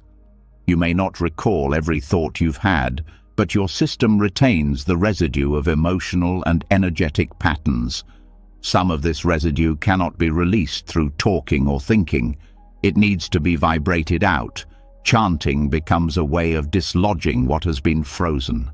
One of the most widely used chants in Mahayana Buddhism is the Heart Sutra mantra, Gate, Gate, Paragate, Parasamgat, Bodhisvaha. This mantra is not a spell, it is a map. Its meaning is layered, but in essence, it speaks of going beyond. Beyond fear, beyond clinging, beyond illusion. It points to the empty nature of all phenomena, not in a cold way, but in a liberating way. When chanted with focus, it helps dissolve attachment to form and opens a doorway into the vastness of awareness. The rhythm of this mantra, especially when recited slowly and steadily, begins to create a field of stillness. The mind cannot hold on to its usual noise while keeping pace with the mantra. Thought slows, breath deepens, and something shifts, not in content, but in tone. The energetic state becomes less constricted, more open, more fluid. This is not wishful thinking, it is direct experience. Another potent example from the Vajrayana tradition is the Vajrayogini mantra, Om Ah Hung Benza Guru Pema Siddhi Hung. This mantra is a powerful tool for cutting through subtle forms of ego and attachment. Vajrayogini represents the fierce, awakened feminine energy that burns away illusion with uncompromising clarity. Her mantra is not soft. It is electric. It activates a force within you that does not tolerate self-deception. Chanting this mantra is not about becoming someone else. It is about uncovering the fire that already lives inside you. The part of you that can see clearly and act without hesitation. The part that knows how to transform pain into wisdom without bypassing its truth. The vibration of this mantra reaches into the dense corners of your psyche and begins to loosen old karmic impressions. You don't need to understand how it works because you are participating with your whole being. Mantra practice is not dependent on having a beautiful voice or a perfect pronunciation. What matters is your sincerity. The energy behind the sound carries more weight than the sound itself. The voice becomes an instrument, not of performance, but of purification. You speak the syllables not just with your mouth, but with your intention. Consistency is what deepens the practice. A few minutes daily can shift your entire inner landscape over time. It is not about the number of recitations, it is about the quality of attention. When the mind wanders, you return to the sound. When resistance arises, you breathe into it and keep chanting. Over time, this process begins to build a field of stability within you, something that no longer gets shaken by every emotion or external disturbance. The vibrational impact of mantra also interacts with the body directly. It stimulates specific points in the nervous system. The tongue, lips, and breath work together to activate meridians and energy centers. This physical engagement is why chanting can often produce a sense of grounding, warmth, or emotional release, even without understanding the deeper meaning of the words. Group chanting amplifies this effect. When multiple voices align in a shared rhythm and tone, something collective is activated. The boundaries between self and other begin to dissolve. You feel carried by the sound. You feel less separate. And this sense of connection becomes healing in itself, not because it comes from agreement, but because it arises from resonance. Different mantras have different effects. Some open the heart, some calm the mind, others invoke clarity, power, or protection. The mantra Om Mani Padme Hum, associated with Avalokiteshvara, the Bodhisattva of compassion, invokes the quality of unconditional love. Its repetition softens the hardness around the heart. It dissolves judgment. It brings a sense of gentleness that can be deeply needed when you're caught in inner conflict. When practicing mantra, it helps to create a simple ritual space. Light a candle. Sit comfortably. Begin slowly, allowing the sound to rise from the belly, not the throat. Breathe naturally. Let the sound guide the breath, not the other way around. If emotion arises, let it move through. If silence calls, let it be there. There is no need to push. The mantra is the vehicle. You only need to ride it. Over time, Mantras become internalized. Even when you are not chanting aloud, they echo in your awareness. You begin to hear them in moments of anxiety or stress. They return like an anchor. They become a refuge in difficult situations. The sound continues, even in silence. This is how chanting disrupts negative patterns, not by suppression, but by resonance. It doesn't argue with the ego. It simply overrides its frequency. It shifts the vibrational field from within.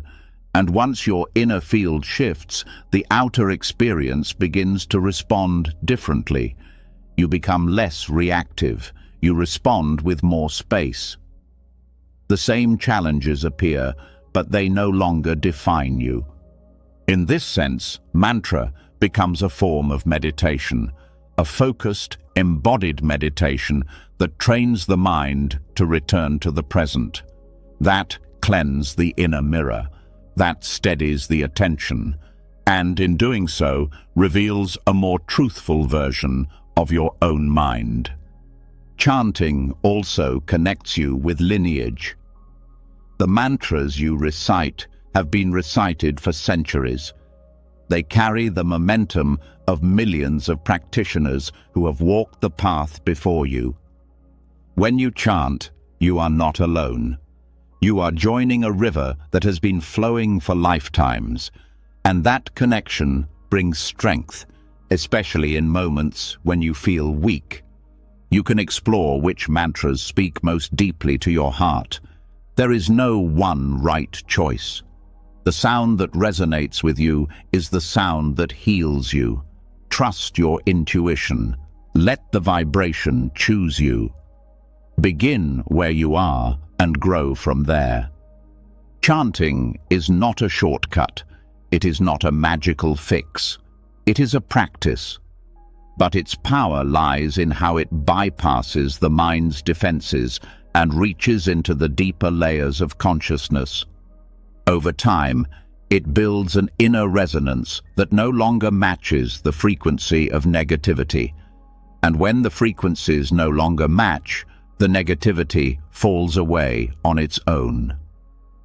Let chanting be a part of your daily return to presence, to clarity, to the part of you that is already free, waiting only for your attention to return home. You do not need to fight what is difficult. You only need to vibrate at a frequency that allows the difficult to transform. And sound, when used with care, does just that.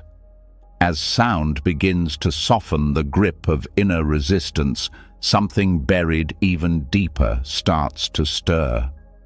The vibrations have disrupted old patterns, cleared mental noise, and loosened the tight structures that once felt immovable. But in the silence that follows, a new voice may rise, subtle, familiar, and persistent. The voice that questions your worth, that doubts your progress, that tells you to give up. This is not just habit or memory. It is something more cunning, more strategic. In Buddhist teachings, it is called Mara. Mara is not a myth to be dismissed as superstition. Mara is a mirror, a symbol for the forces within you that sabotage awakening. The part of the mind that clings to identity, fears loss of control, and whispers defeat when you're closest to transformation. Mara appeared to the Buddha beneath the Bodhi tree, not with violence, but with illusion, temptation, and doubt. And he still appears, not from outside, but from within your own consciousness. Understanding Mara is essential, because no matter how clear your insight, how deep your stillness, there will always be resistance. Not because you're doing something wrong, but because change threatens the patterns that ego depends on. When old identities begin to dissolve, Mara comes to protect them. He does not shout. He suggests. He distracts. He tells half-truths that feel comfortable. He offers escape routes masked as logic. The first form Mara often takes is doubt. Not intellectual doubt, but existential uncertainty. The kind that says, "Who do you think you are to walk this path?" It questions your capacity, your worth, your intentions.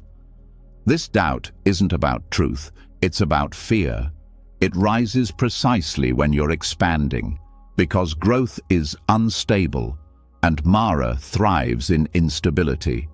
The antidote is not to argue with the doubt, but to meet it with awareness, to see it as a conditioned voice, not a fact.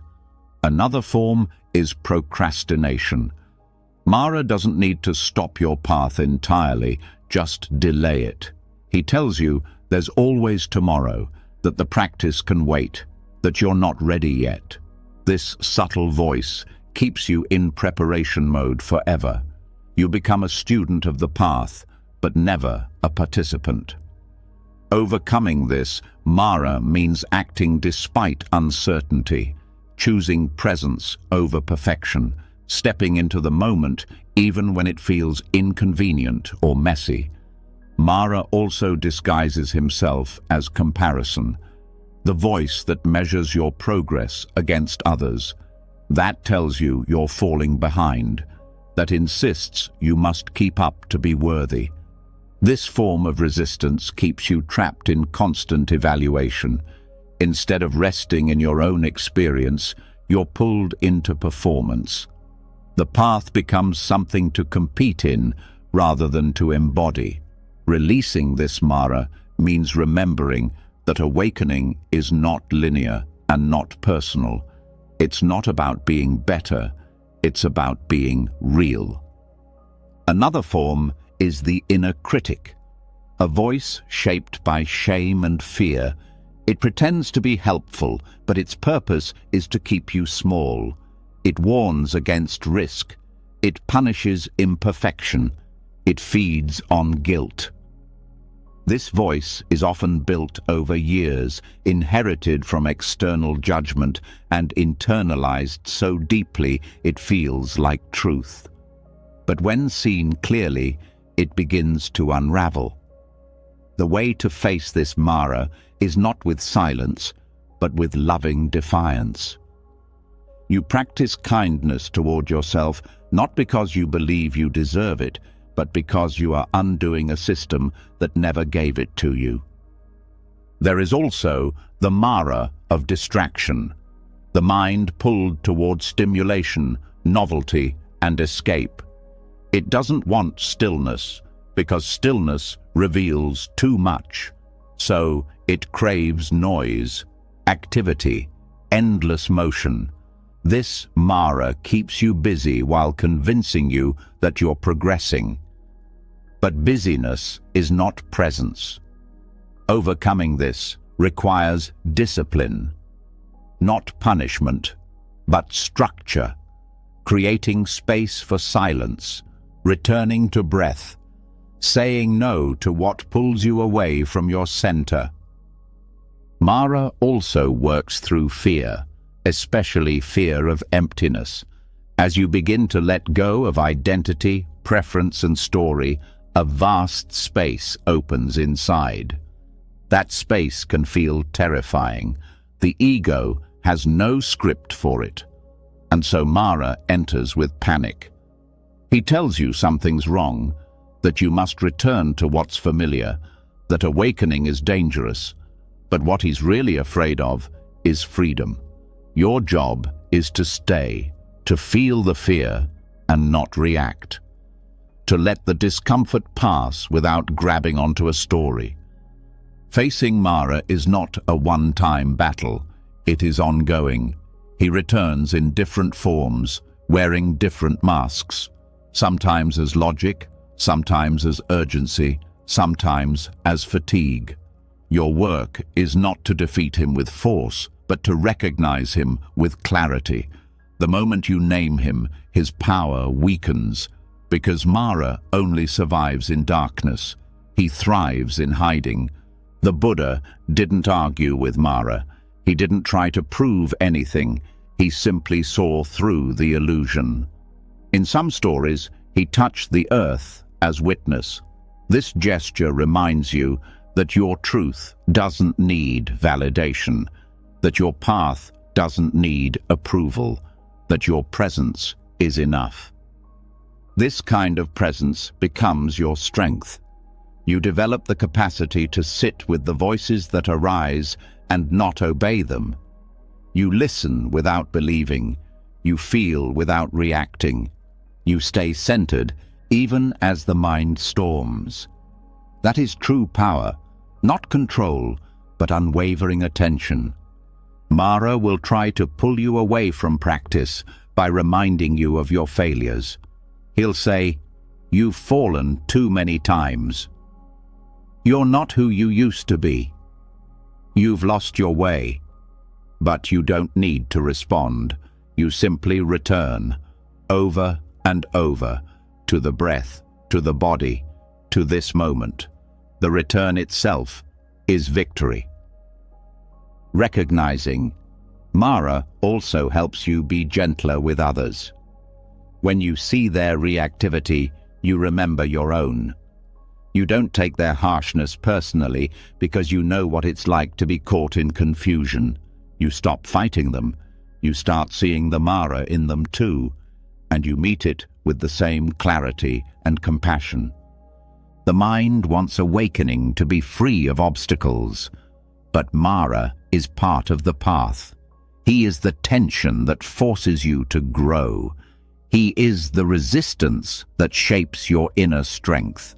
Not because he is benevolent, but because your refusal to collapse in front of him reveals the depth of your practice. Each time you meet your inner saboteur with awareness, something shifts. You stop being afraid of discomfort. You stop running from challenge. You start trusting the silence beneath the noise, the clarity beneath the fear, the truth beneath the voice of doubt. This trust becomes your refuge, not a belief, not an identity, but a steady knowing that nothing Mara says can touch the part of you that sees clearly, that watches without flinching, that knows this path is not about being fearless, but about staying awake even in the face of fear. Let this be your practice, not escaping Mara, but seeing him clearly, not defeating him through effort, but dissolving him through presence. The voice may return, the resistance may rise, but so will your awareness, again and again. And that awareness is not afraid, because it knows what Mara never will. It knows that the silence behind every illusion is stronger than the illusion itself. You've made it to the end of this journey, and something in you has shifted. Maybe you feel lighter. Maybe your breath is deeper. Maybe your mind, once cluttered with noise, now rests in a softer kind of silence. Over these hours, you haven't just listened. You've remembered who you are beneath the stories. What peace feels like when it's no longer chased. What freedom really means when it's found inside. You've explored the karmic roots of emotional weight and learned how to purify what was never truly yours. You've seen through the illusion of identity, using the wisdom of emptiness to loosen the grip of shame, guilt, and fear. You've breathed compassion into the shadow self and learned to meet your own pain like a friend. You've broken the cycle of harmful inner speech, turned suffering into wisdom, and used the 5 skandhas to unravel the ego's hold. You entered your dreams with awareness, released the grief of generations, and stood still through the transitions of life with the Bardo teachings. You embraced noble silence, rewired the inner critic with loving kindness, and found mirrors of healing in community. Through ethical clarity, you lightened the burden of remorse, You stopped fighting impermanence and made peace with change. You dedicated your path to the freedom of all beings. You became more mindful of what you consume, faced your own death without fear, vibrated truth through mantra, and stared Mara in the eye without blinking. This wasn't just 3 hours of content. This was a return, a cleansing, a remembering. Now, it's your turn to reflect. Leave a comment below and share. What was the one teaching that touched you most deeply? The one that made you stop, breathe, and see differently? Your voice could be the one someone else needed to hear. If this journey helped clear even one layer of heaviness, let this space continue to support you. Subscribe to the channel and tap the bell so your path stays nourished, with teachings that don't just speak to your ears, but to your heart. You've already begun the work. Now, carry it with you into your sleep, your waking life, and every quiet step forward.